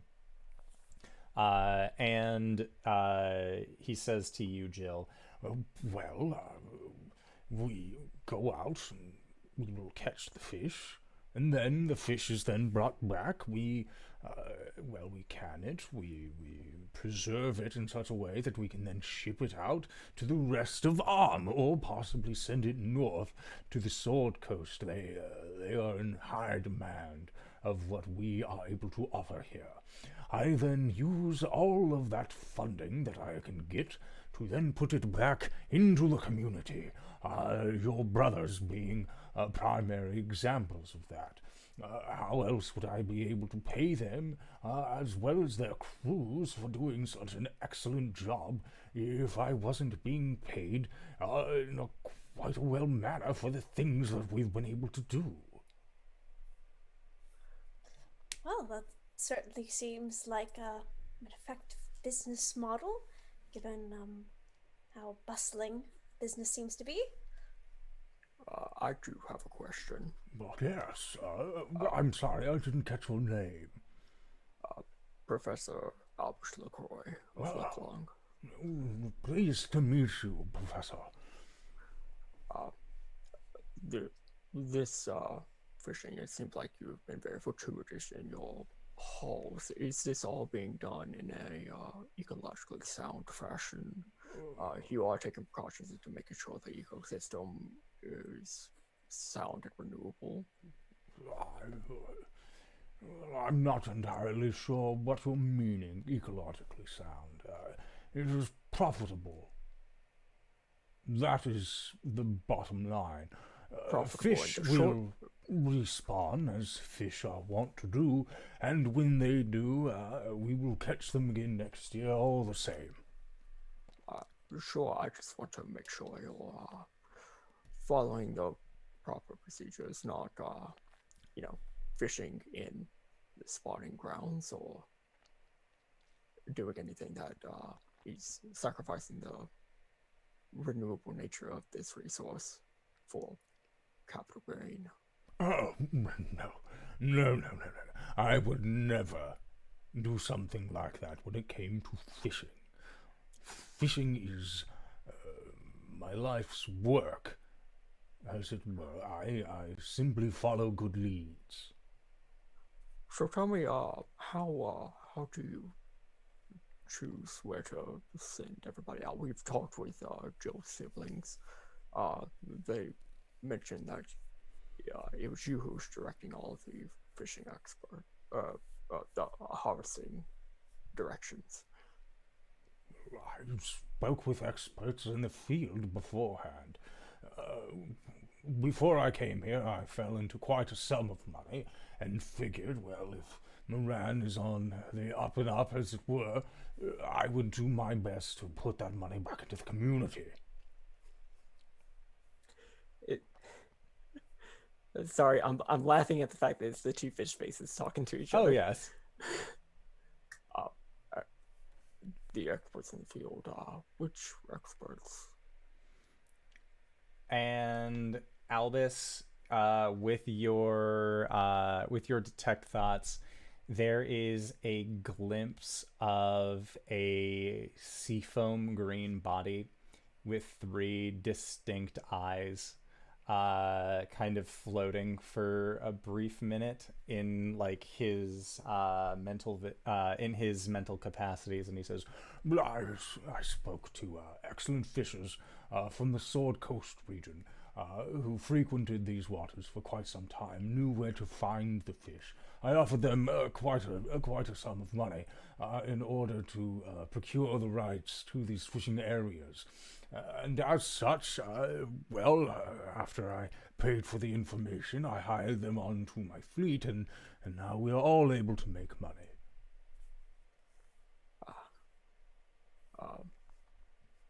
Joe, do you have other questions that you would like to ask? I do. I was curious about why you came to Moran specifically. I mean, I can't say I blame you. I'm quite fond of this place myself. Well, I'm from deeper within Arm. My family's of the silver tier. We were never much in terms of, with the potential of becoming trade princes or anything such as that, but we always knew that one of the most popular port cities, in terms of setting out from the region, was Moran. I've found that Moran was doing, I'll put it lightly, poorly. I thought to myself, since I had this large windfall, that I would then bring my money here and help bolster the community in the only way that I, a humble businessman, knew how. So when you came here, it had already degraded into the state that it is now. Oh, yes, it has gotten worse. Arguably, nasty alchemists and all of that. But, from a business standpoint, things have never been better. Funny you mentioned the alchemist. I noticed that, it seems there to be a lot of materials being dumped into our waterways here, and it seems the source and the materials can be tied to the Alchemist Guild. It's quite concerning. Especially for a business that relies so much on the environment. Yes, we have been forced to begin fishing farther and farther away from the shores because of it. I've done my best to look into the matter, but it seems as though I've been thwarted at every turn trying to stop them from dumping things into the lake. What's been the issue with that? A lack of Forgive regulation, me, I've heard I'm that. afraid. Sorry, what was that? A lack of regulation, I am afraid. It seems as if the alchemists simply do what they wish because there hasn't ever been a law telling them that they shouldn't, which, if you ask me, is rather terrible. It is quite terrible, isn't it? I've noticed the same thing actually, and in my poking and prodding around. Forgive me, I see I do have some background in sailing, but I also am quite familiar in contract work. Oh, oh well. A contractor. What is all this then? Well, forgive me, I've heard from my brothers that despite being so new to our town, that you've managed to secure yourself a seat on the city council. Yes. Thankfully, due to my keen business sense and understanding of continuous ventures, I was nominated for a seat upon the council, a seat which I most graciously took. That's wonderful news to hear, and hearing you say that you're interested in giving back to our community, Oh, yes. gives me a great sense of relief, considering that well, the state of things these days. So I noticed when I went to City Hall that there is a startling lack of regulations regarding the Alchemist Guild and disposing of materials. So I decided that I would brainstorm some ideas on how to fill that gap without compromising the alchemist business too much, but still making sure that it's not impacting the city at large. Now, Jilfa'en, I must be rather blunt about this. When you called me for a meeting, I was under the assumption that you were looking for a job. Is there a more ulterior motive that you are here for with this paperwork? Do you not wish to be hired? Or are you just trying to get me to look at these papers that you have brought? Oh, well, I thought this would be a good way to show my varied skill set, and perhaps also at the same time tackle a larger problem. So killing two birds with one stone, I guess. Jilfa'en, I'm going to be quite upfront. I'm not looking for a secretary. I'm looking for fishers. Oh, well, fishing I can do as well, but And you have a boat. You have your own vessel, as Professor Albus has presented. Well, technically it's not my vessel, so There's a lot of technically not my vessels being thrown around. Technically, whose vessel is it? That would be me. Captain Hish Sungard. You may call me Mr. Dory. Captain Sungard, is this what you seek? To become a fisherman? You seem rather sturdy, strongly built. Is this something that you have experience in? You look more closer to a whaler than you do a fisher. I have a experience in quite a few things. I actually came down here from Saltmarsh, so. Ah, member of the Sword Coast, all the way down here. I've never heard of Saltmarsh. It's a blink and you miss it town. But, good, strong fishing town. And what made you decide to strike up a job here in Moran, other than, of course, familial ties with Jilfa'en? I was looking for, bigger work. It's always the same in, Saltmarsh. Bigger work? What kind of bigger work? Was I right in my assumption of whaling? Or, what the people on the docks have told me, your vessel doesn't look like it's geared out to be a whaling ship. It could be, with time. And proper, preparations. There's a lot more to it than meets the eye. Ah, yes. Well, if that is to be the case, and you wish to become a new whaling portion of it, perhaps we can open up business ties with the Alchemists Guild, and in time, in Jilfa'en, we can work in these regulations that you've drafted up. But we would need, in order to do that, to be able to communicate with them from, well, with some regularity.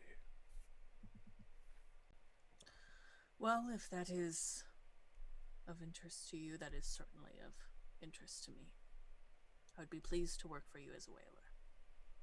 Excellent. I will sign you up then. And he stands up from his seat, and you can see that he has definitely left like a sweaty mark on his chair from where he was sitting. And he goes over, pulls open a desk and pulls open a drawer and begins rifling through some papers to find the correct contracts in order to set you all up as a whaling crew. Ulman, you are invisible. No one has noticed you. You move with the skill and grace of a cat. At night, you are a polar bear in a snowstorm. No one could possibly ever see where you were. What are you doing? Well, currently thinking about if a polar bear and the abominable snowman ever bumped into each other, do you think they would know? They would snow. They would snow. I'm just poking around this whole place, I guess. Okay. Looking for anywhere that might be an entrance downwards that might indicate anything suspicious going on. Okay, sounds good. So, make an investigation check.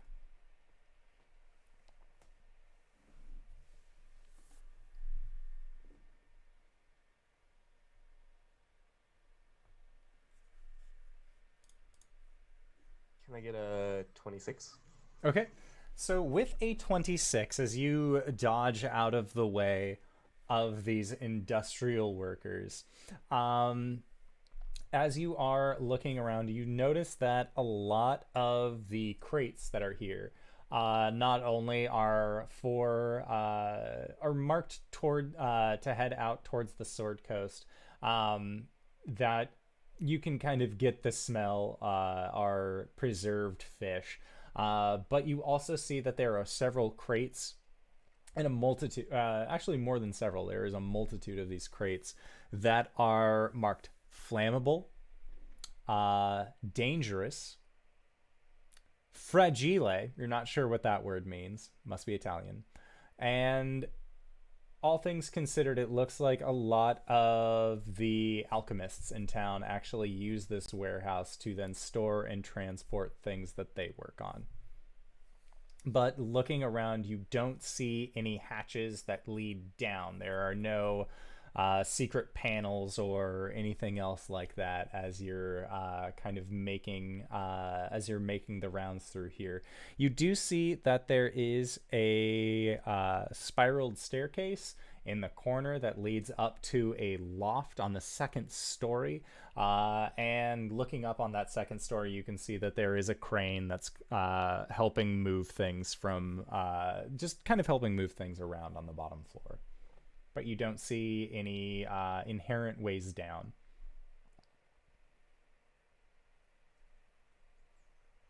Okay. I'll definitely go like up the stairs. Okay. So on the second floor, looking around, there are just more of these boxes. There is an opening that leads to that leads down to the lower floor, but again, all things considered, you aren't really noticing too much out of the ordinary. Make a perception check.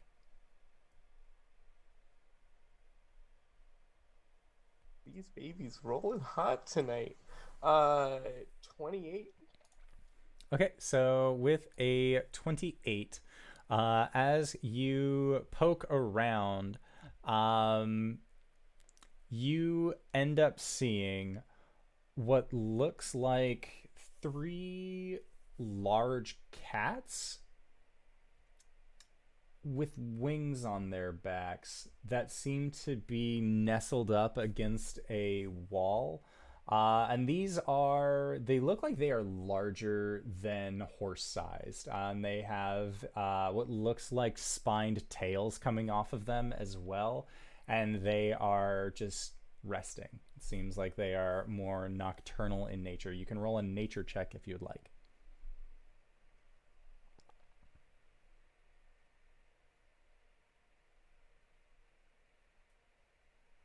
Say 20? You were muted, so I didn't hear you. 12. Okay, so a 12. These look like big pointy cats, and you don't like that. But they seem to be sleeping and haven't taken notice of you.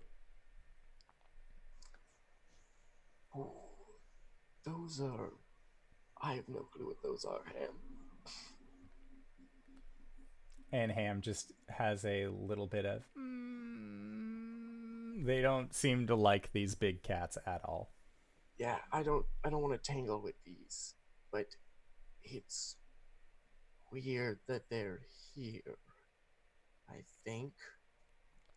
I don't know. I haven't noticed anything else out of place here. Have you? And Ham just shakes their head no. All right. And towards the back of this room, you see that there is another staircase that leads up to the 3rd floor. Well, let's continue our ascent. Okay. And when you reach the 3rd floor, it is a much larger opening that just leads down onto the 2nd floor, and you can see you're almost in rafters now, and you can see that there is again another opening that leads all the way down to the 1st floor. You are some 40 feet up from the from ground level now, and there is a doorway towards the southern side of the building that seems like it heads out. And if memory serves from when you had been looking around the outside of this building, you are fairly certain that that door would then lead onto the crane that's currently holding this ship aloft in the above the canal in the district.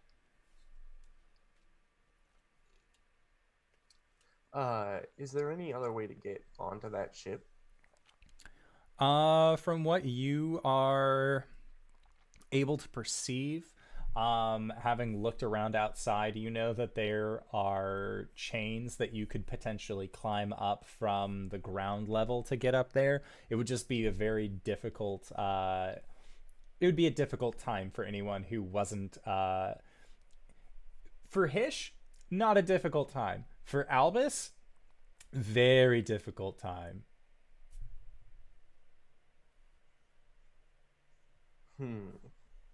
But it looks like the only clear path that you would have to this ship would actually be through this door.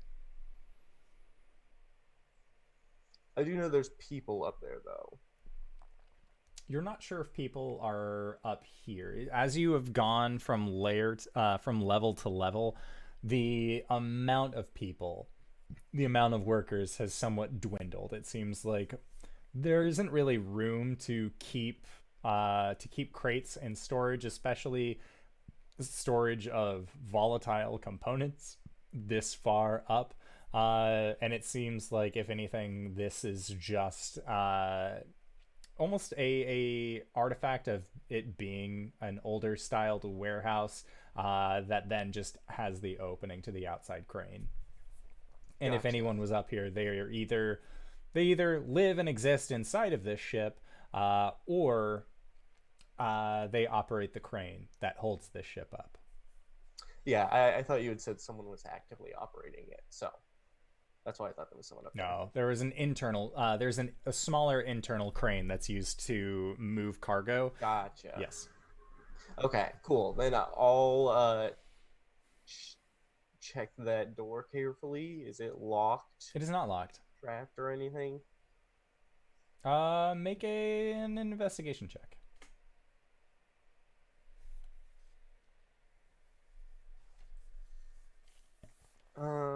18? Okay, so with an 18, as you open up the door and checking to see that there are no traps and kind of peer out, you see a narrow, rotting walkway with missing boards and no railings surrounding the rusting bulk of this ancient crane. The hull of the ship dangles from the crane's arm 50 feet above the broad mud pool below. A wooden trough connects the ship to a nearby water tower, and a crude bridge suspended between the crane and the ship's deck promises a treacherous climb. Steam billows out of the hulk, and rivulets of water spill from beneath the planks of the hull, raining down onto the mud below. This ship has been here the whole time? Yeah. You guys Cool, noticed cool, this ship cool. yesterday. Nothing weird about this ship at all. Totally normal ship. Totally normal ship.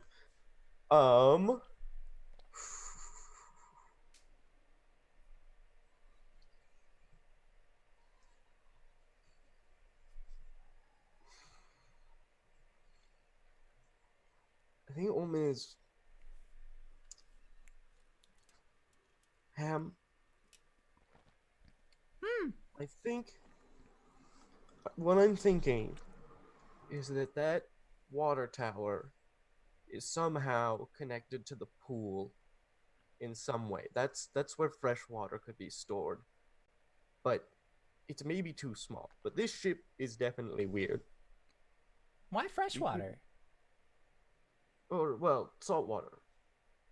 I was thinking fresh compared to the actual bay itself, which is like rotting. I don't get it. So like clean water versus dirty water.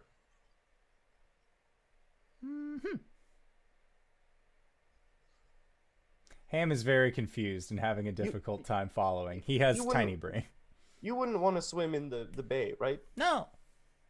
So neither does Sgothga. So he needs clean water. Not bay water that's gross and dirty. But like the nice water we drink. Or the water you want to swim in. Yes. Great. But Can we drink it? maybe, I don't know. That ship is weird. I'm worried about going and investigating and getting in a little too deep without the rest of the team. But this could be an opportunity to find out something very beneficial to us. And I wanted your opinion.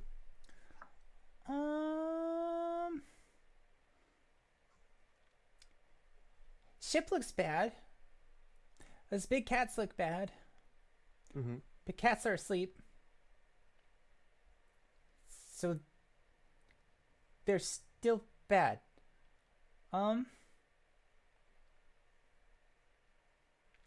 It's a long way down.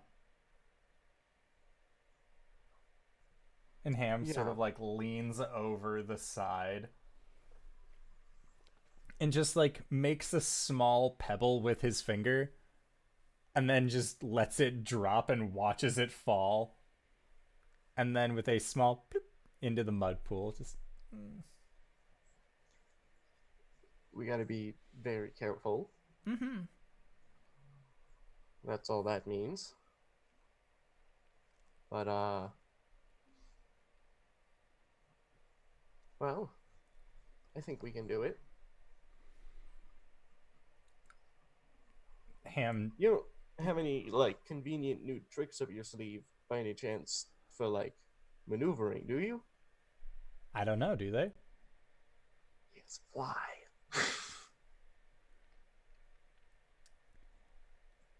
Is fly a concentration spell?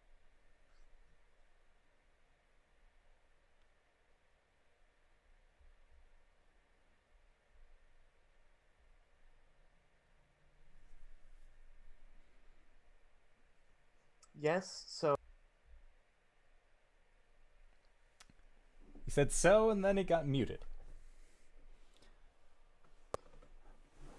So Seems being Ham. finicky today.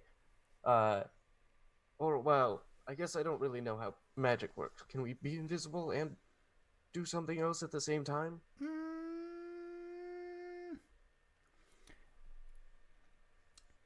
If we drank the thing and then used it, I could go like this, and I'd have bird hands. Okay. It's a shame we gave that to Hish. But then we get it from Hish, and then we give ourselves bird hands, and then we can come up, and then we can go. You're right, we don't even have to, like, deal with coming up here. We can just go to the ship. Mm-hmm. Alright, well, let's go back down then and see if we can sneak into that room. It's gonna And be hard. Sneaking into a closed room is... Maybe we'll just wait outside.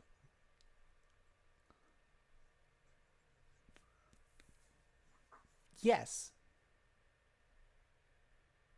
And then you just hear Ham say very gently to themselves, bird hands. And like they're thinking of wings as the two of you make your way back into the building.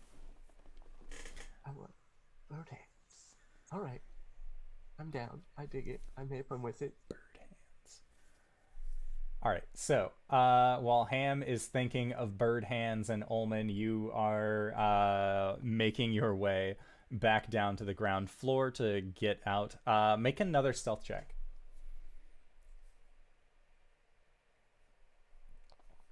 Is this still an advantage because I'm invisible? Yes.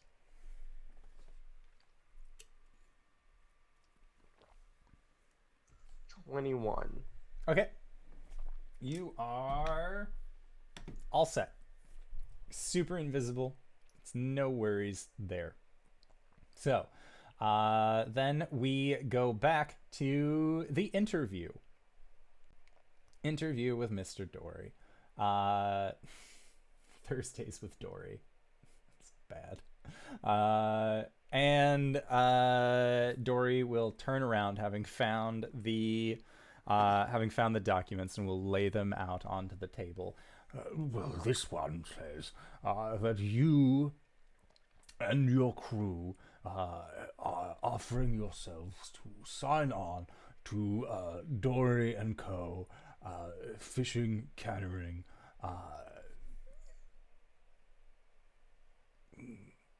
Yes, that's really it.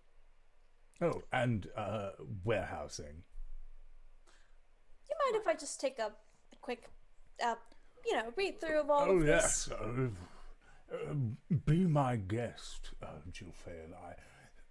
I would never do anything contractually to cause harm to you or your family. Thank you. I appreciate that.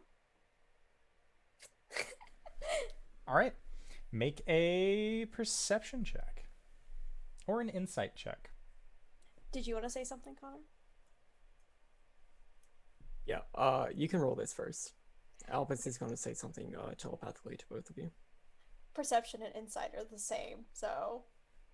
Hoo-yah! 19. For being such a gross man, his contract is really sound. Like, this is a quality contract. He probably paid somebody skilled in legalese to write it up for him. He seems more like that kind of businessman versus like writing one out himself and hoping that all of the holes or anything like that are airtight. He has made sure that this is a good contract.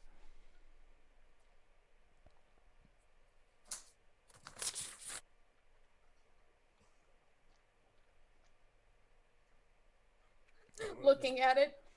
You'll find everything in order.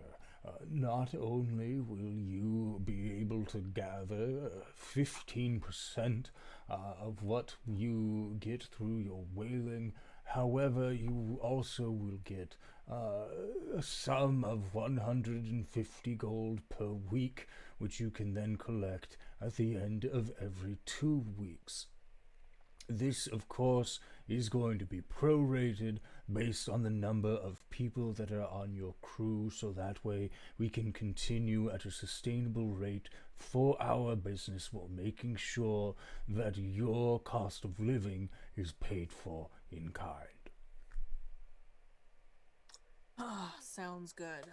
I'm just going to take a moment to look this over, and I think he grabs it and sort of steps back.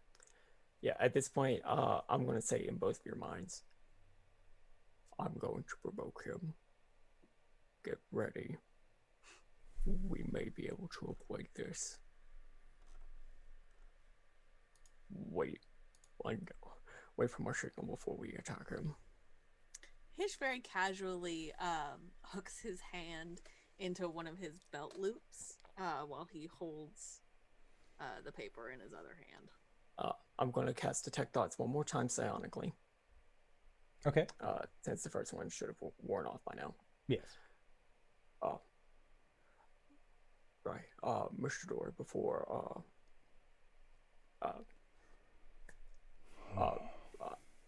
we all agree to sign on, I think it's important that you also know what I plan to get out of this relationship. The thing that I'm about to say, I'm saying with the intention that he is going to be, that his thoughts are going to go to where he needs to go. Okay. I'm hoping that you could possibly shed some light on your master and his pet Kraken. But of course, we already have somebody on his way right now who is going to exterminate him anyway. So, and then I'm going to probe deeper. Okay. So and that is a wisdom save? Yeah, I'm going to get his surface thoughts anyway. I think it's an intelligence. No, it is a wisdom save. That is a 24 on his wisdom save. Okay. I'll get his surface thoughts anyway. His surface thought is a brief moment of confusion, realization, and then as you attempt to probe deeper, you receive a splitting migraine as feedback that is a flashing color of red that seems to almost have it is black with a red spiral, and then it switches to red with a black spiral, and it just keeps interlacing between those two. If this was an animated series, we would have to have a seizure warning before this point. And as the feedback stops, you hear Albus. So, Seeker, I finally found you. I cast Modify Memory on Mr. Dory. Okay. I need another Wisdom save. That is a 25. It doesn't work. And Mr. Dory stops and looks towards you, Albus. And that eye that he has had kind of lolling around on the left side of his face corrects itself and looks dead towards you. I need you to make a Constitution save. 14. All right. That is not enough. So, you are going to be taking... Boop, boop, doo. I don't have enough dice out for this. Here we go. I tried. Excuse me. You are Excuse me? going to be taking 28 points of necrotic damage What the fuck? Does he shoot? and 36 points of poison damage. is down. Oh shit. Albus is down. Miss Jilfa'en, And Dory's eye is no longer lolling, but he looks directly towards you and Hish. I would ask that the both of you politely leave and take your friend. He seems to have fallen sick. It appears he has. Oh, Strange things happen in this town all the time, Miss Jilfa'en. I would recommend not going out in the evenings if I were you. thank you for the sound advice. We should get our friend looked after. Wait. What was the damage? The damage was 28 and 36. 28 points of. 28 points of necrotic, 36 points of poison. Fuck. Okay. Yeah. Albus is down. I thought one of those was psychic. Damn it. Albus, make a death save as they are having this conversation while you are presumably bleeding out of your nose. Success. Okay. Yeah, I think Hish leans down. I think he's looking to Jill for the signal. But as he's looking at Jill to see what she wants to do, he's picking up Albus. Hish, make a wisdom save. What? Oh, fuck! Fuck!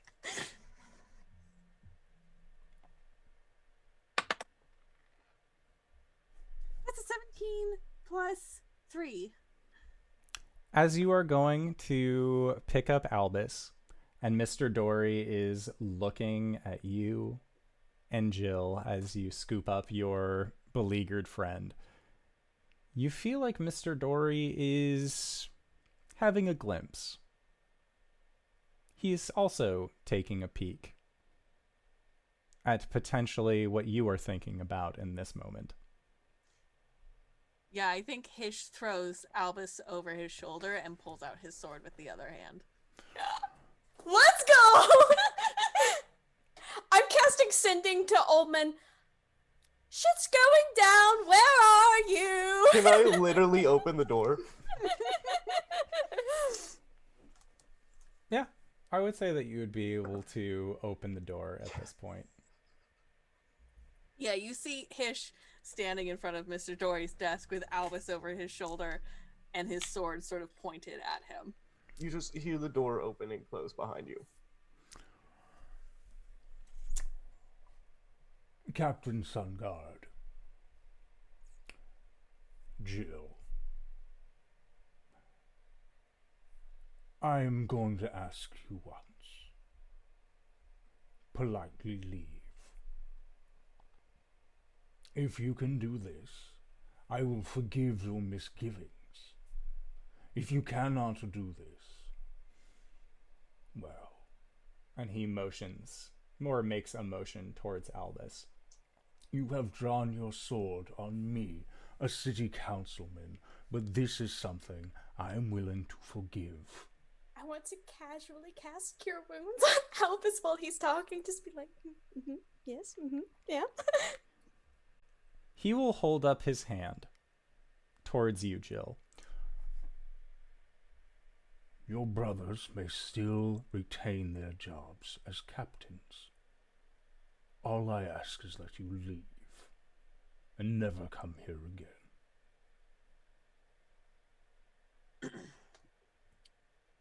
I think you both feel a tugging on the back of your shirts. Yeah. Hish looks at you, Jill, and he motions his head towards the door. Am I cured or not? It's up to Jill. Do you also retreat towards the door? Yeah, I also want to cast Cure Wounds on Albus. Yes. So you were then able to cast Cure Wounds on Albus as the lot of you recede out of the door, and Mr. Dory simply stands up and puts his sweaty palms behind his back. And you see he gives you a wry smile, and as he does, what looks like a almost maggot-like insect seems to come out partially from his mouth and just sucks it back in. Nasty, disgusting man. So gross. How many d8s do I have? Let's see. I'll just roll however many I have. So I have 4, so that would be 4th level. Wait. Yep, 4th level. I don't want to leave him. Well, I'm gonna heal you, and then you can make decisions. Oh, wow, I rolled pretty well. Sorry, math. 36 points of healing to you, sir. 36? Yep. Okay. At what point does Albus regain consciousness? With the 36. Albus, you also know that in your current state, because of the eye that had looked directly at you, you are currently vulnerable to necrotic and psychic damage for the next minute. Or necrotic and poison damage, sorry.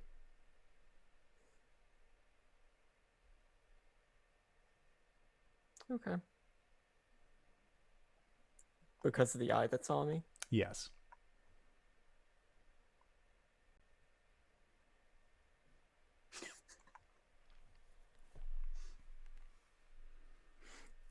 I love when the DM says, hey, this is a really bad idea.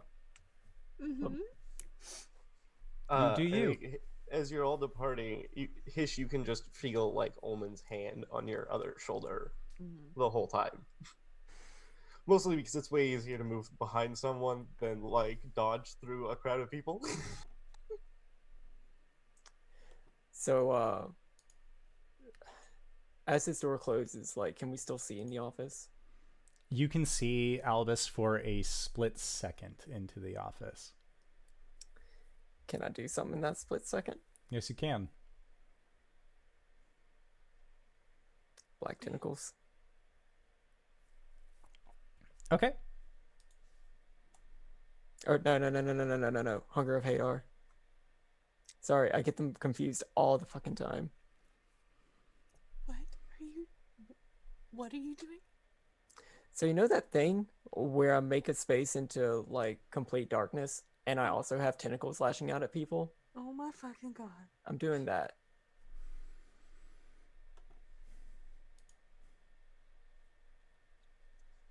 It's a decision. It is a decision.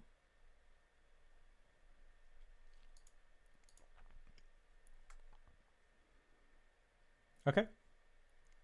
The door closes, your spell goes off, and you can just kind of hear the sound of those tendrils on the other side of the door. Mr. Dory exclaims a brief, "Oh my!" And then you hear a from that door as well. Okay. Hish sheathes his scimitar, still holding, doesn't let go of Albus, and he is marching very quickly out of there. Okay. And Hish, while you have Albus over your shoulder marching out of the warehouse, Ulman, you are still invisible, holding on to your friends.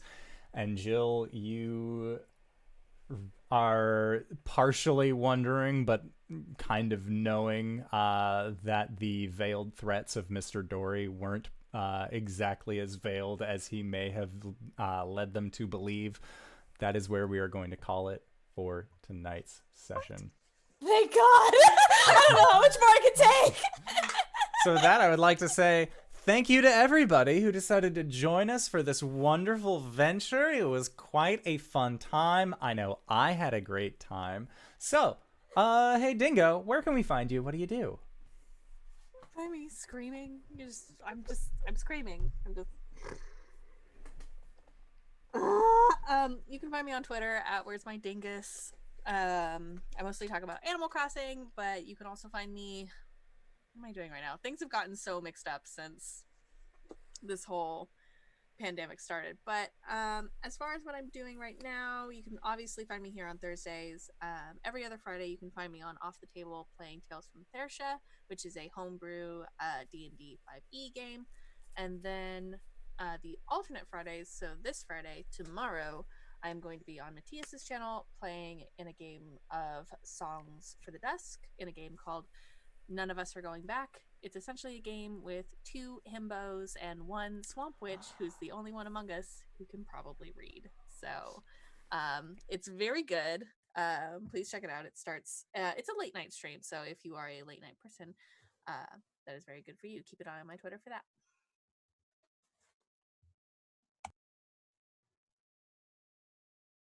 You're muted. My spacebar has failed me so many times this stream. Hey, what's up? It's your boy Reeves. You can find me breathing fresher air than any of these idiots in the room with the stinky boy. You can also find me on Twitter or on Twitch at Reeves_bot. On Twitter, I mostly shitpost and think about how I should just use Twitter to post pictures from Animal Crossing to like my phone instead of using an SD card because I am lazy and I don't know where one is in my house and I haven't put it in there. So you can see Animal Crossing posts or when I go live, which is on Sundays mornings with a couple of my friends playing some Terraria, having a good time. Otherwise, I'm here on Thursdays doing my thing, having a great time. Oi, I'm a dummy. I'm Cyber. I'm on Twitter at CyberWolf1201. I shitpost. I post pictures of my dog. I also post whenever I go live on twitch.tv/CyberWolf1201, where right now we're playing through Wind Waker. We play through a whole bunch of video games badly and talk about the lore, because that's fun. I like it. Archives that go to YouTube, youtube.com/CyberWolf1201. There's a podcast also there that you can find that KyleWithAnN and I do called Let's Talk About It. We get drunk, we do parkour, we talk about RPG stuff, other stuff in the world. It's a fun, drunk, parkour filled time. There's other stuff there. There might be more stuff coming soon. I don't know. I don't know. For RPG stuff, I'm on DM's Guild. I've got a Patreon. I'm gonna be working on stuff for that this weekend. So hey, maybe there's gonna be an update. You should check it out. But for actual plays, I am here on Mondays, where I play Arjan, the Draconian Blood Hunter fighter. I'm here on Thursdays playing this dumbass. And I am also on Prairie Star's channel on Saturdays, where I play Korik, the shifter who lied about being a druid on his resume. DanaeKinder.com. Hi everyone, I am making bad decisions. KyleWithAnN, at KyleWithAnN on Twitter and Twitch. Twitch, I play video games Tuesday nights, 6 p.m. EST. Right now I'm playing through Pokemon Mystery Dungeon. Occasionally my fiance, EJ the Grey, comes on and we play Yoshi's Crafted World. Good times all around. Every other Wednesday. So next Wednesday, we're back on twitch.tv/playbooks and pals, playing Masked Planned Obsolescence, dealing with the fallout of a pretty messy fight. Thursdays you can find me here. Saturdays you can find me, like Connor said, on Pro Restarter's channel, where we just stopped something really bad from happening, and now we get to reap the rewards, I guess. So check that out. Check out Let's Talk About It, which you already heard about. And if you're interested in other podcasts, check out Cape Lorelei. It's an Urban Shadows actual play podcast that I'm in. It's really good. Also, as I've been saying for like weeks, but it's officially been announced, we're doing a crossover episode. I'm going to Eustito Beach, so listen to both podcasts or else it's not going to make sense. And they're both really good, and both casts are very good, and it's great all around. Okay, thanks for coming out tonight. Bye-bye. And if you've made it this far, you probably already know who I am. But if you don't, hey Acorns, what's up? It's me, your buddy, your pal, your friend, the Indoor Adventurer, the showrunner here at twitch.tv/Indoor Adventures. We do shows like this Monday, Thursday at 5:30 p.m. Pacific Standard Time, because our Tuesday game has then since moved to Sunday at 7 o'clock p.m. Pacific Standard Time. Mondays, we got our homebrew game, which Connor told you about. Then we got our Ghost of Saltmarsh game here on Thursdays. And then we are running a Gunpowder Fantasy, interesting combat rules game run by our dear friend Tyler, who has never run a game on our channel before, but he's doing a great job. I am greatly enjoying our Tomb of Annihilation game.